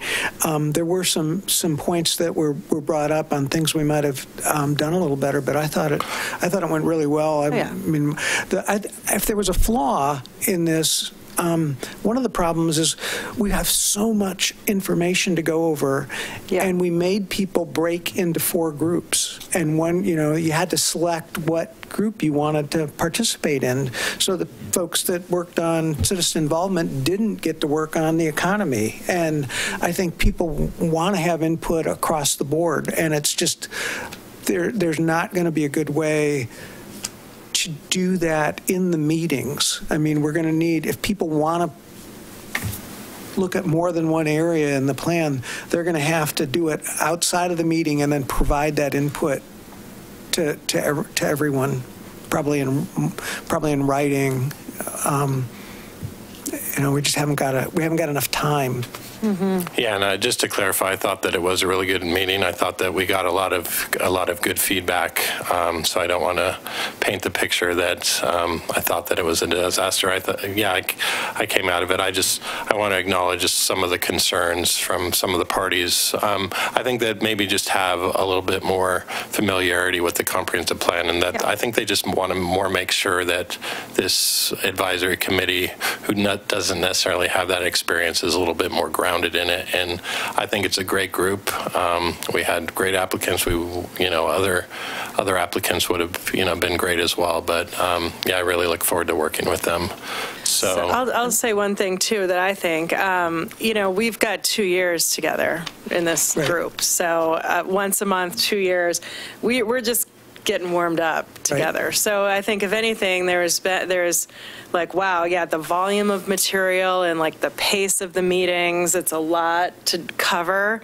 But I think that people are, will get oriented to the way this is all going to go, and things will, probably evolve smoother, I guess, once we get into the pace and we're a little bit more familiar with all of this.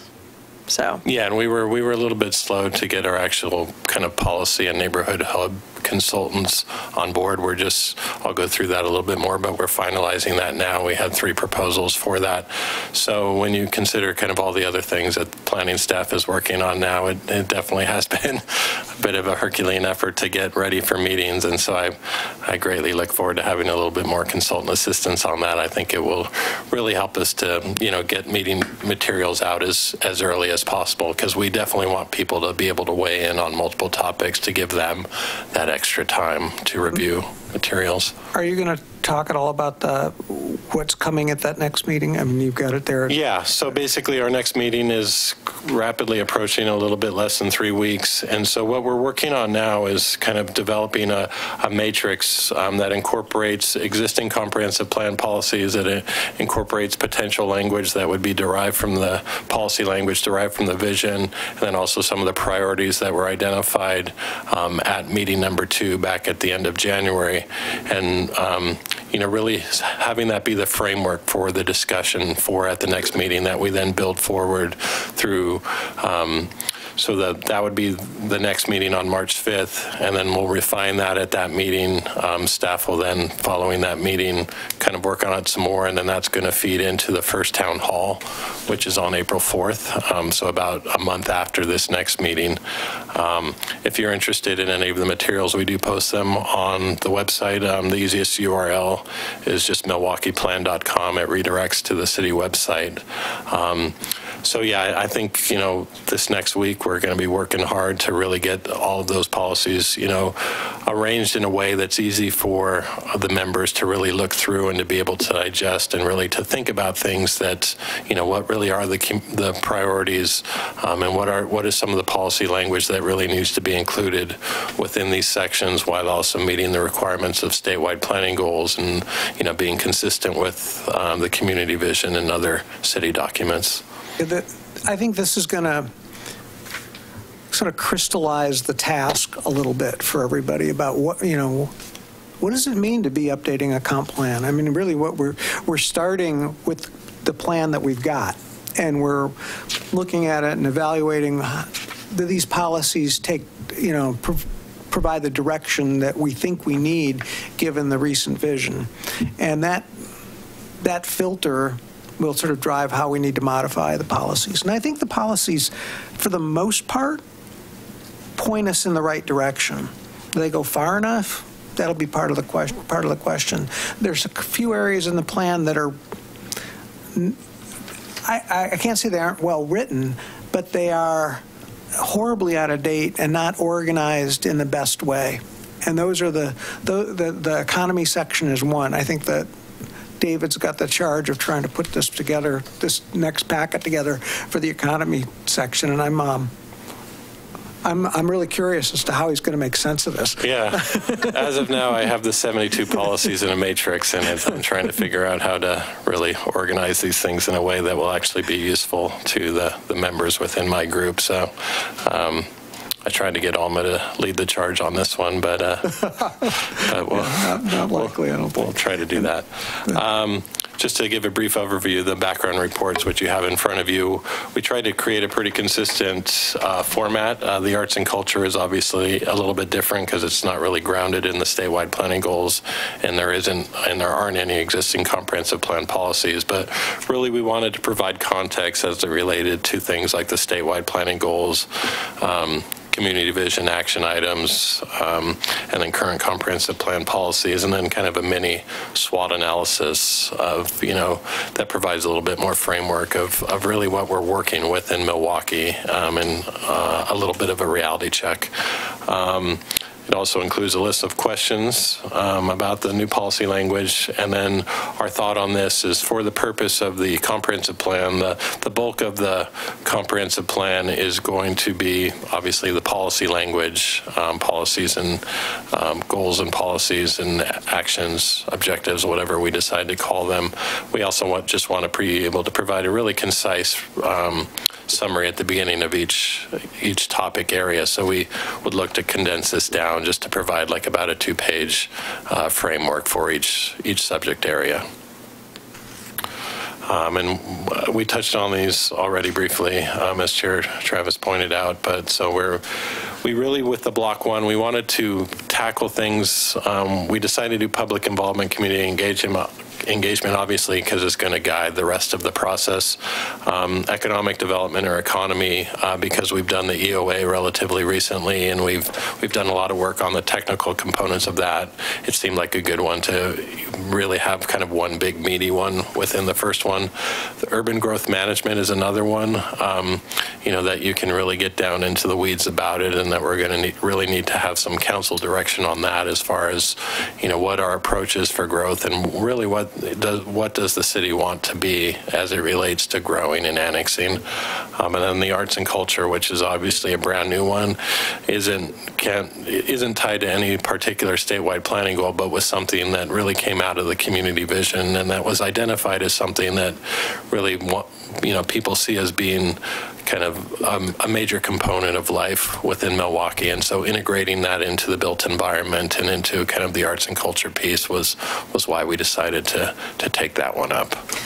I might point one thing out about the public involvement piece is some of the questions in the background element talked a bit about the neighborhood associations and relationships to the neighborhood associations, and we're going to work closely with the city manager's office who support the neighborhood associations at this point to make sure we're being consistent there with and bringing their staff and making sure they're involved in this process.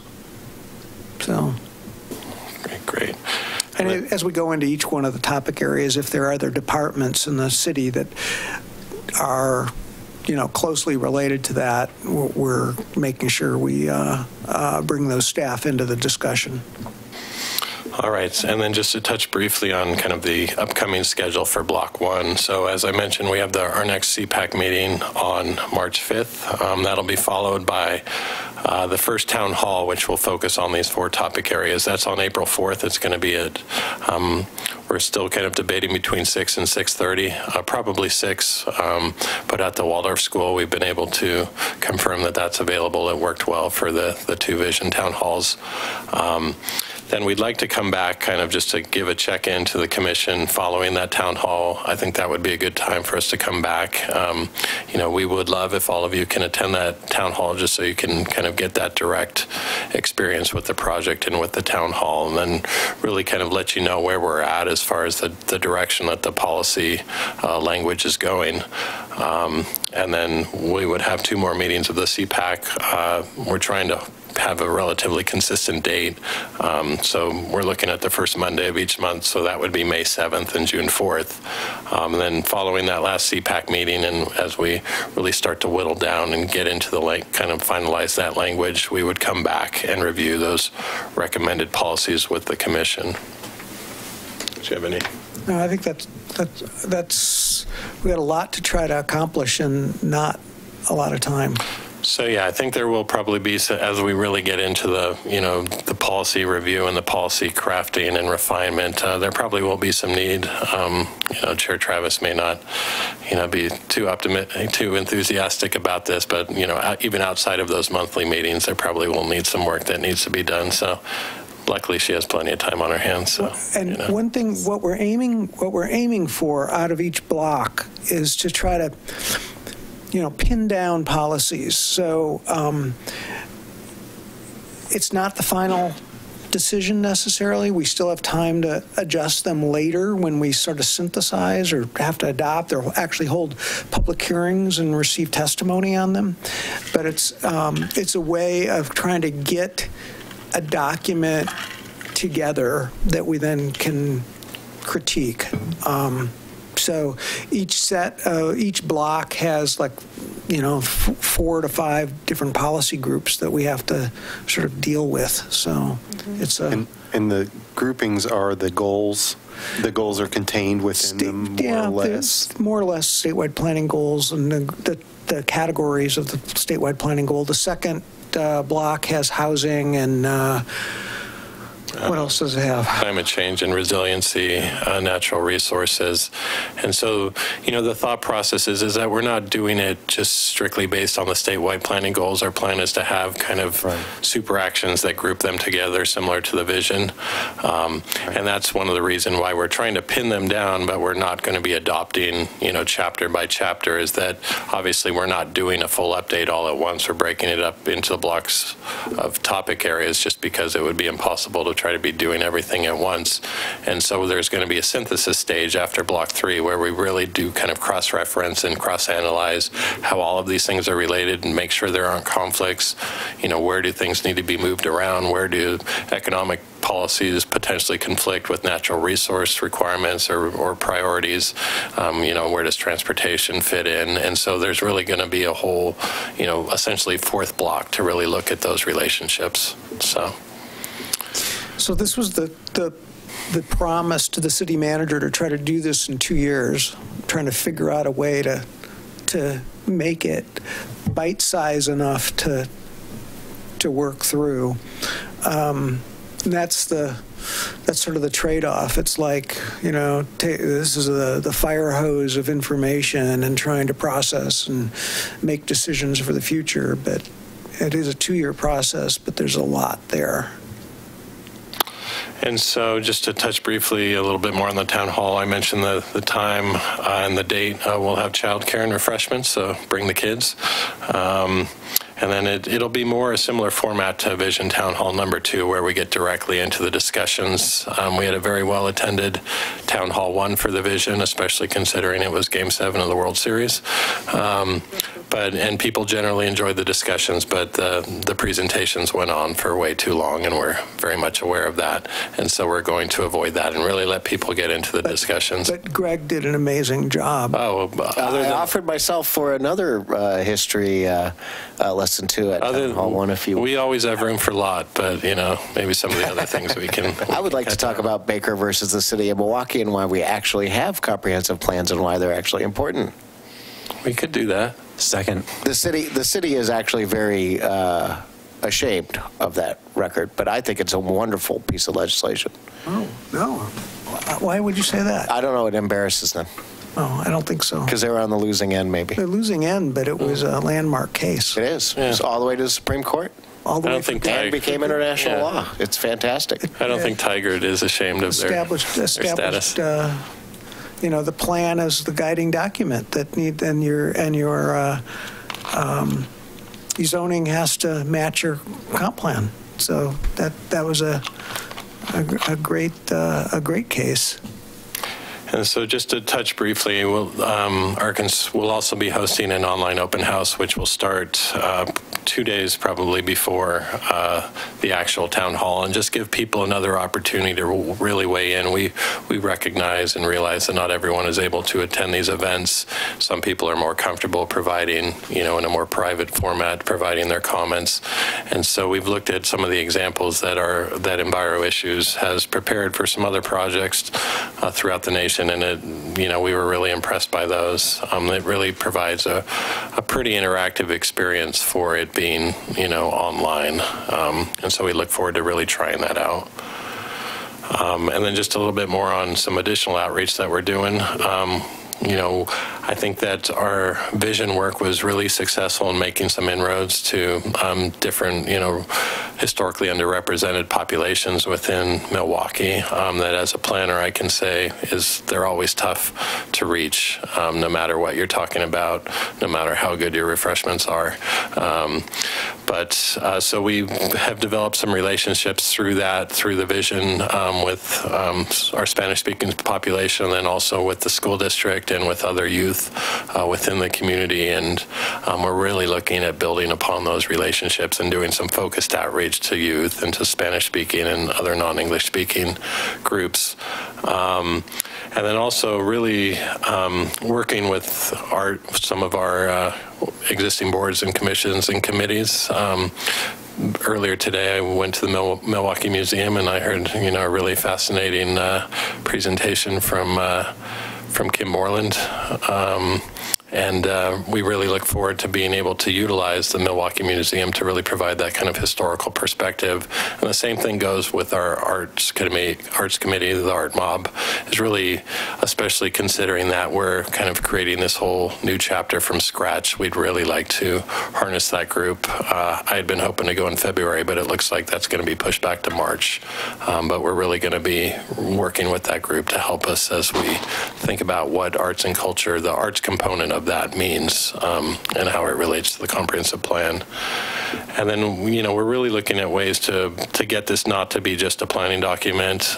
We met with the city manager earlier today. We're meeting with more of our staff for kind of neighborhood involvement and public engagement staff tomorrow to really think about ways how we really get this out to the, you know, to the forefront and get people kind of recognizing the comprehensive plan update and really ways to just get it out there as much as possible. And then I've been working also on the climate action plan. As I mentioned, the climate action plan, climate change and resiliency kind of topics related to that will be in block 2. And so it's actually, you know, we scheduled that way so that we can incorporate a lot of the technical work that they're doing now. I don't know how much you guys are aware of their efforts, but they're doing that work now. They have a series of workshops this week. They'll be doing kind of a climate action plan summit later in the spring, and they're looking to really wrap up the development of this climate action plan, I believe by June or July. And so then we would be able to kind of run with all of the work that they've done and really bring that in, and that's going to feed into the whole sustainability and kind of quadruple bottom line framework that we've established for the comprehensive plan. And we're going to be talking with that group that's directly working on that. We're working on it too, but how that product comes about.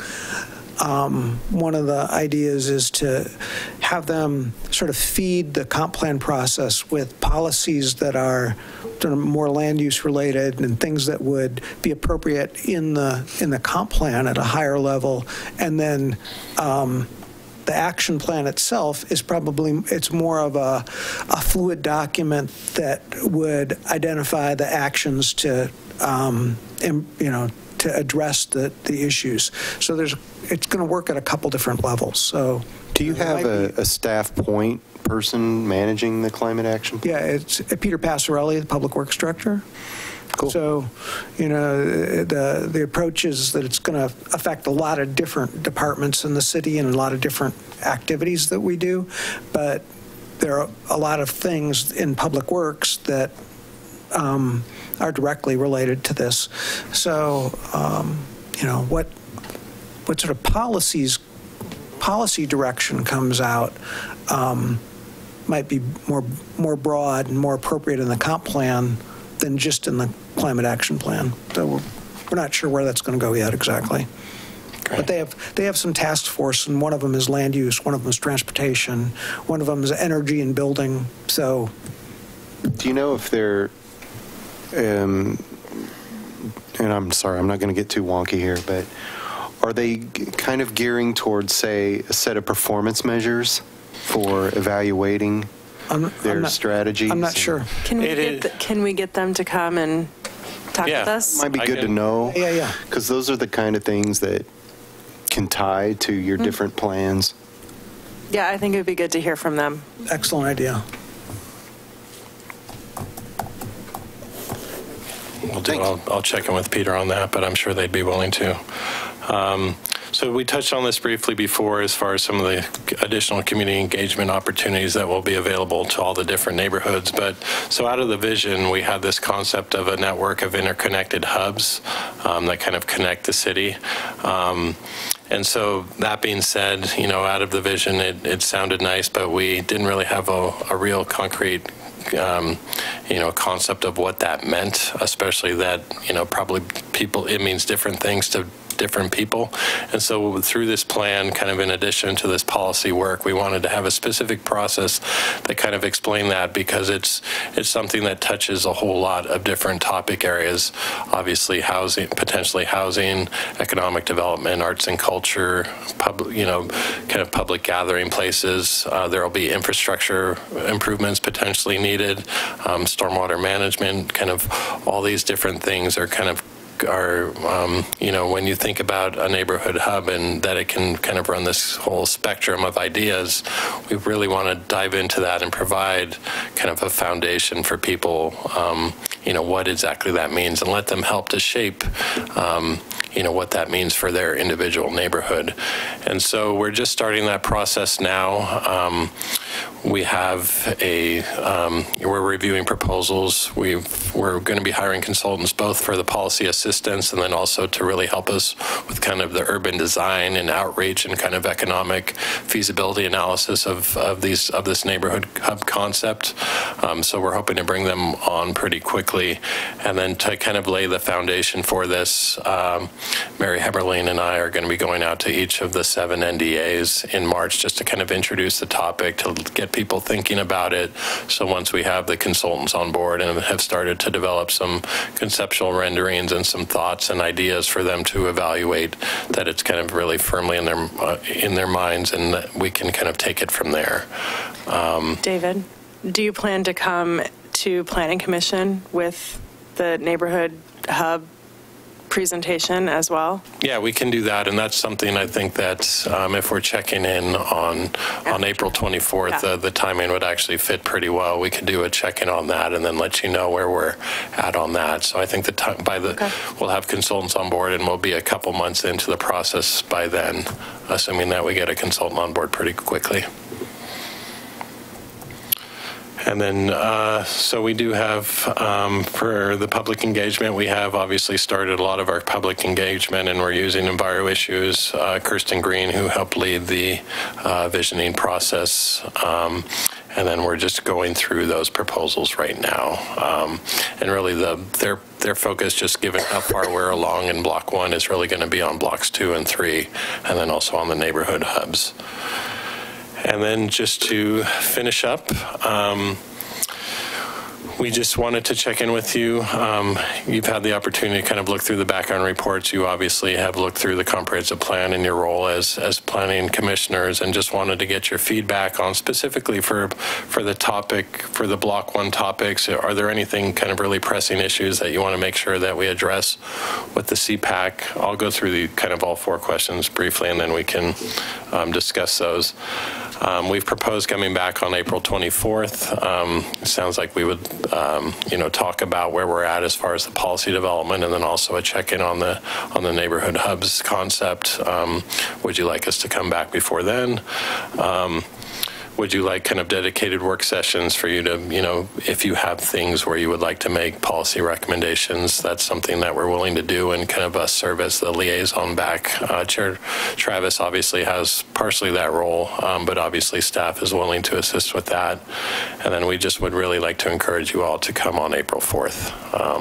And with that, we can kind of use these questions as a foundation, or if I've been crystal clear and it's now approaching 8:30, then we can, evaluate and discuss whatever you guys have questions about. That was a nice update, David. Thank you.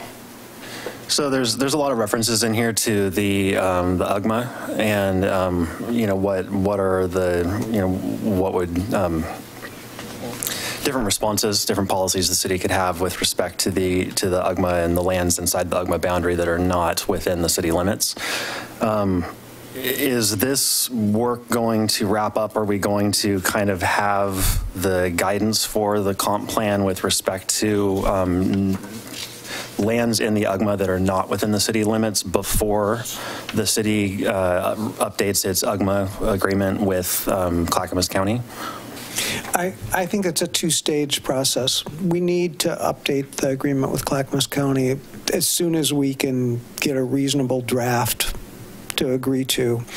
And then depending on what comes out of the comp plan, we'll need to revisit it and make sure it's consistent with that.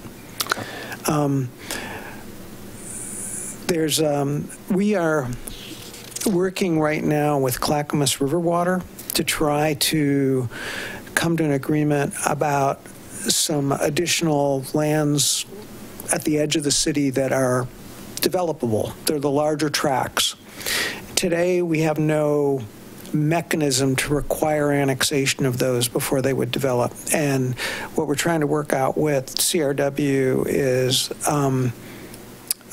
basically a change in water providers so that we would be the water providers for those larger tracts and that they would have to annex to the city.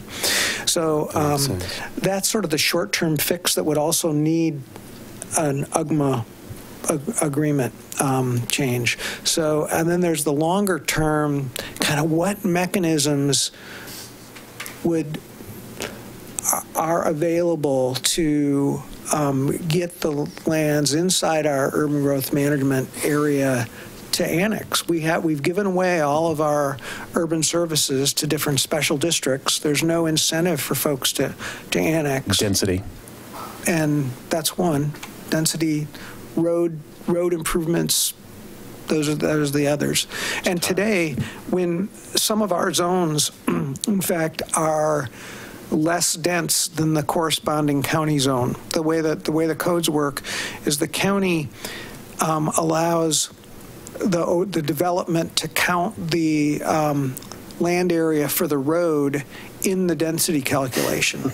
We exclude the land area for the road in our density calculations. So there's certainly no incentive for a developer then to annex where they get lower density. And there's just few quirky things like that we really need to take care of. But depending on kind of where the policy direction goes about the long-term view of land inside the urban growth management area, and the urban growth management area is all the lands out to I-205. How aggressive can we be about annexation of those? How aggressive do we want to be about annexation of those? So there's a couple of questions there. And that's obviously something that we'll need to have council, direct council input on as well, as far as that level of policy direction. Because it is a fundamental question as far as what is Milwaukee? What do we want Milwaukee to be? Do we want to try to push out to 205, or are we content with where we are, or something in the middle? So. Other than that, I like the idea of a monthly debrief. I like being kept in the loop on this, and I think that we should have as much as possible continuing dialogue with CPAC. Agreed. Yeah, I think one of the things, just in listening to all of this, is thinking about, it's a 2-year process, and we're trying to do more involvement with the neighborhoods, and so that's one way for anybody to plug in on topics of interest. But I wonder if there's, and then town halls, but I wonder if there's opportunity for, like kind of breaking out into some smaller or maybe some informal discussions at some point. It just seems like there's so much to unpack, and we do want to formalize input, but I don't want people to miss an opportunity to chime in on something that they're interested in, a particular topic that they really want to dig into a little bit, I think as we go, you have an ability to create subcommittee type work and task, even just within a really compressed time frame if you need them. And I think we should be resources to be lent toward that. I mean, and others, of course, but I've found in other work with other bodies that gets things done. Sometimes you need somebody just to do some good old document gathering, information roll up gathering. your sleeves on a few key things. Greg, you came to the CPAC meeting. What did you do during the small group discussion? Did you observe? I went over to the arts and common culture section and dropped my jaw. Okay, I'm so surprised that's where you went.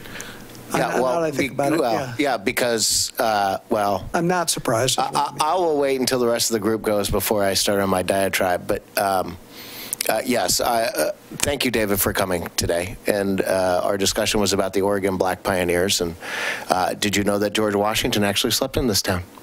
No. It wasn't the George Washington that you're thinking of, but he was one of the first black settlers that ended up creating the town of Chehalis. So, at any rate, yeah, David and I and the Milwaukee Historical Society and David have had their discussion about what they would like to see in this. But I walked away with a few impressions. Now, I don't want this, it's going to sound negative, but it's not meant to be negative towards anybody or any particular thing. It's just the way that it seems to be. So I'll start. First of all, I want this commission to know that I look at diversity in a different way than I think that that people look at it. And people look at it by color of skin, ethnicity, religious background, and gender. But it's also about how people think. And I will give credit to the people that are there. They are certainly models of the person that picked them. That they have one frame of mind reference, and what you want out of this at the beginning is what you're going to end up with at the end without any variation. I think that there be something that should protect the citizens of Milwaukee against what I'm going to call the tyranny of the king. Now, for those of you who don't know how the selection process goes, it is a very limited process, and it's one person that basically gets to pick on all of the commissions. And so if that person gets to pick, and then I find out is the non-resident at least in the UGMA? Well, it's I mean, yeah, so it's somebody that, I mean, I'll just say it's Chris Haberman, who's been, you know, obviously involved with other. I like Chris, so I'm not going to argue with that. But I have an issue with what is thought of diversity. The other issue I have is that because what I worry about is this downtown focus coming through this process, and that what the East Siders commonly call themselves as the East Siders are ignored in this process because we have a council that is very focused on downtown. And what I'm afraid of is that this focus carries through and it only holds into downtown.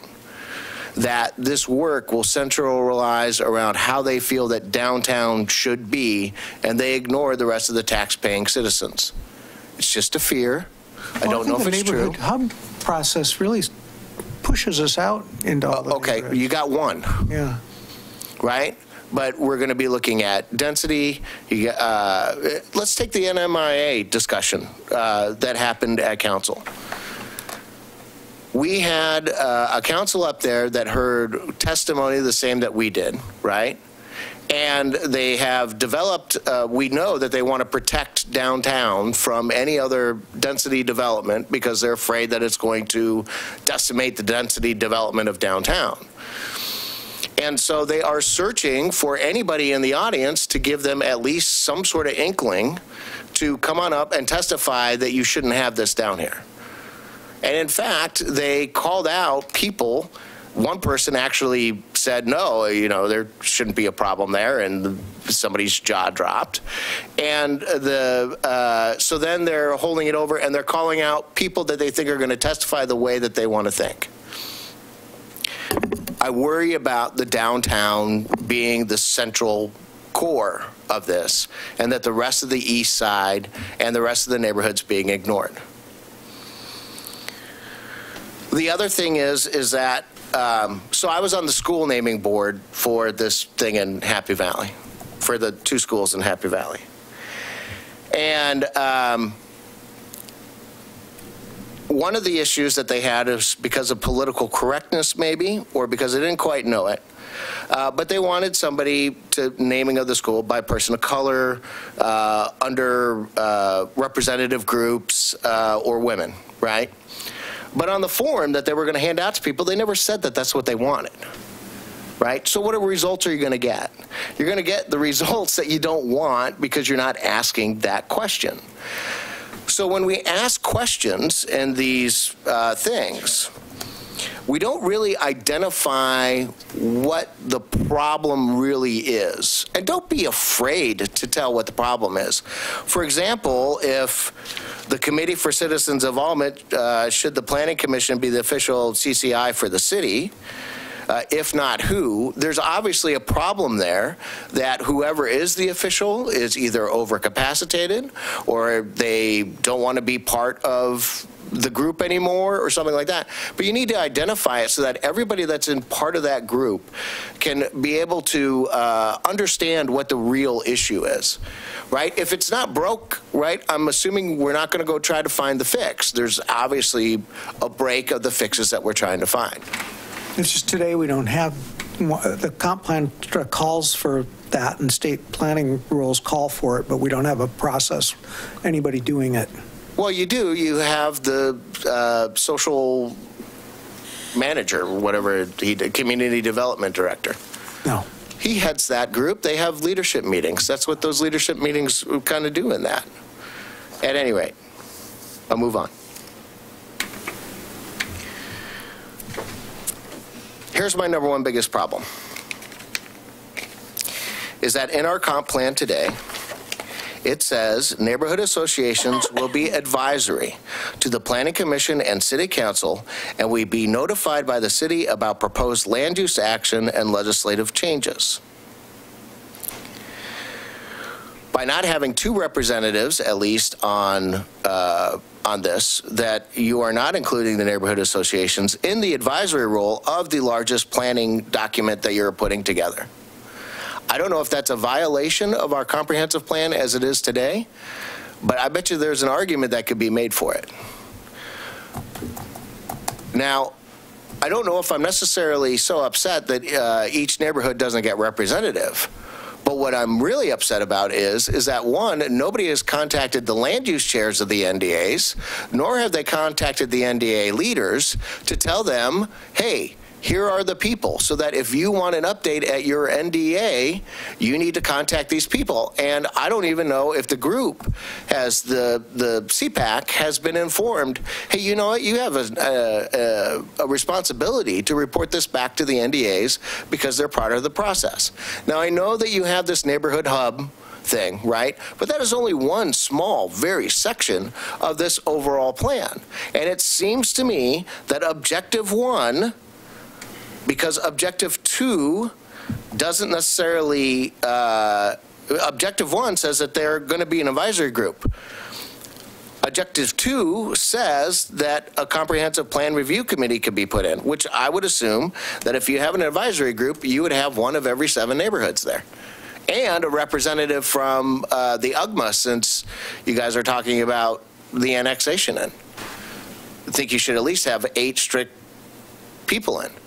Now, look, I'm not willing to pull a Baker versus the city of Milwaukee here, but what I would say is I would at least ask your lawyer if you're in violation of your own comp plan.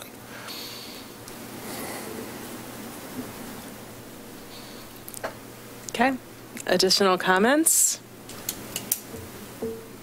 And I would suggest that you ask that lawyer fairly quickly so that you don't get too far down the process and it has to be redone. I wasn't trying to be mean, but I wanted to be very forward and straight to the point. Thank you for attending the meeting.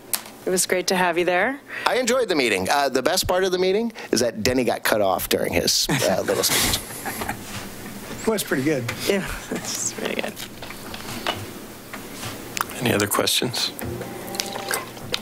Is it possible for me to send you an email with suggestions for specific policies for any topics that staff should have the CPAC consider at their next meeting, or should I list everything right here? You can send me an email if you have I think everyone would prefer that, big yeah. giant list. Yeah, no, and we would encourage you all to do the same.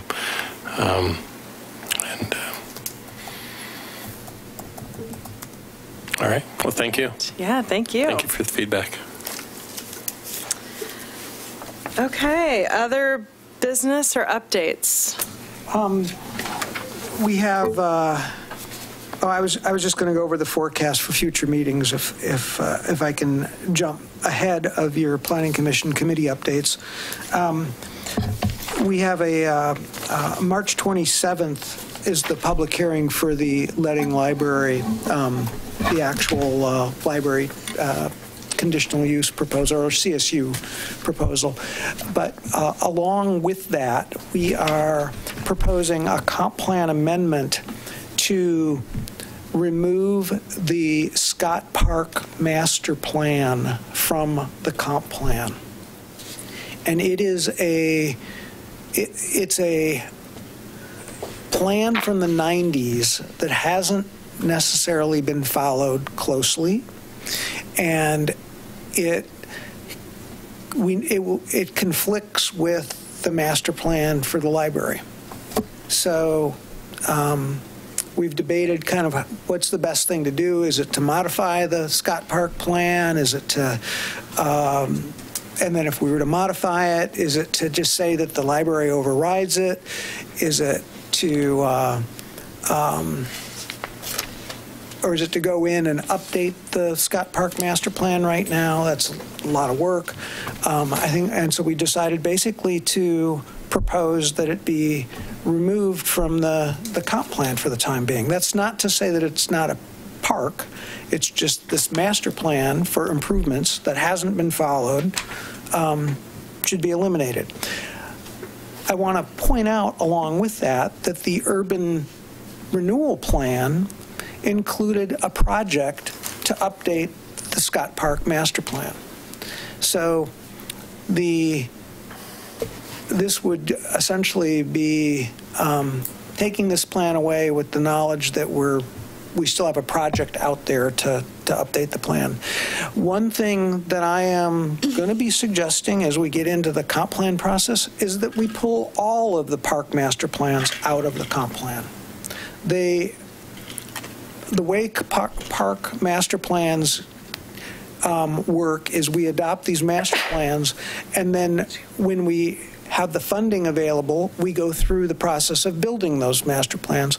Often the master plan and then the construction conflict. The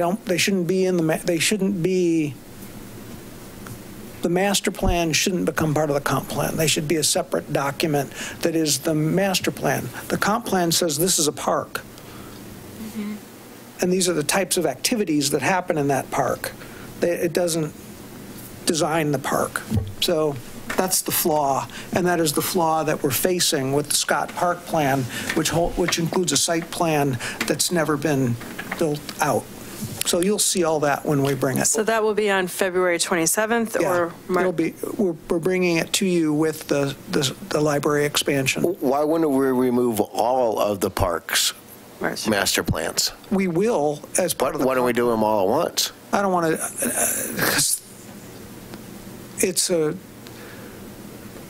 We need to think about, because I think we also need a mechanism to, what I think it needs is a park designation along with that removal.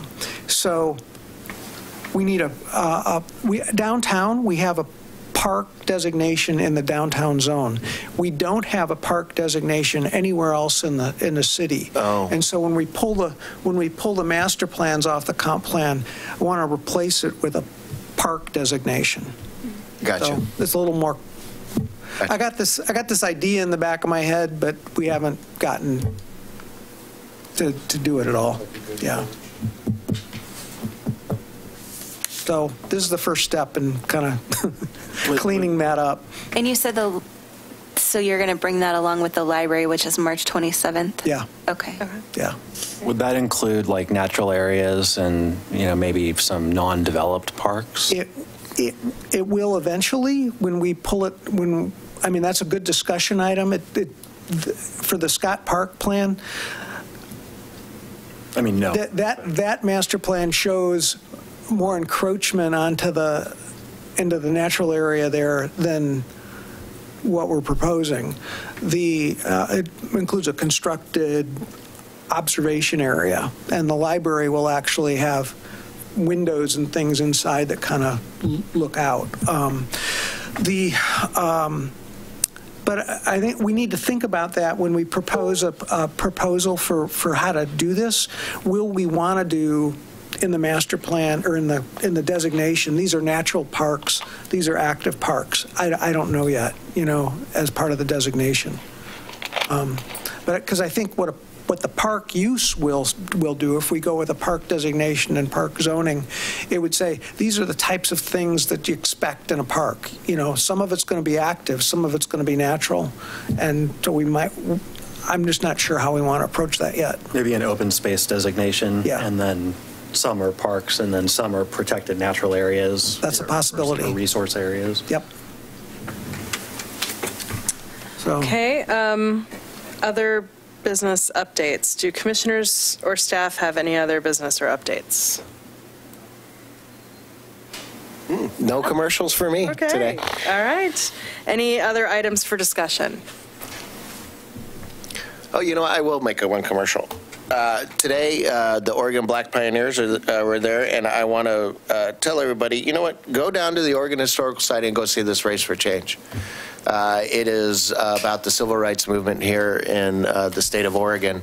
And it's actually, the Oregon Black Pioneers really do a lot to support the African-American community and culture here in Portland. And I think it's important that we recognize our past, not only for its failures, but for its accomplishments. And this is a great place to go understand that concept. Thank you. All right, we've done our forecast for future meetings, so I will entertain a motion to adjourn. I would like to make a motion to adjourn. Second. All right, all those in favor? Aye. Aye. Aye.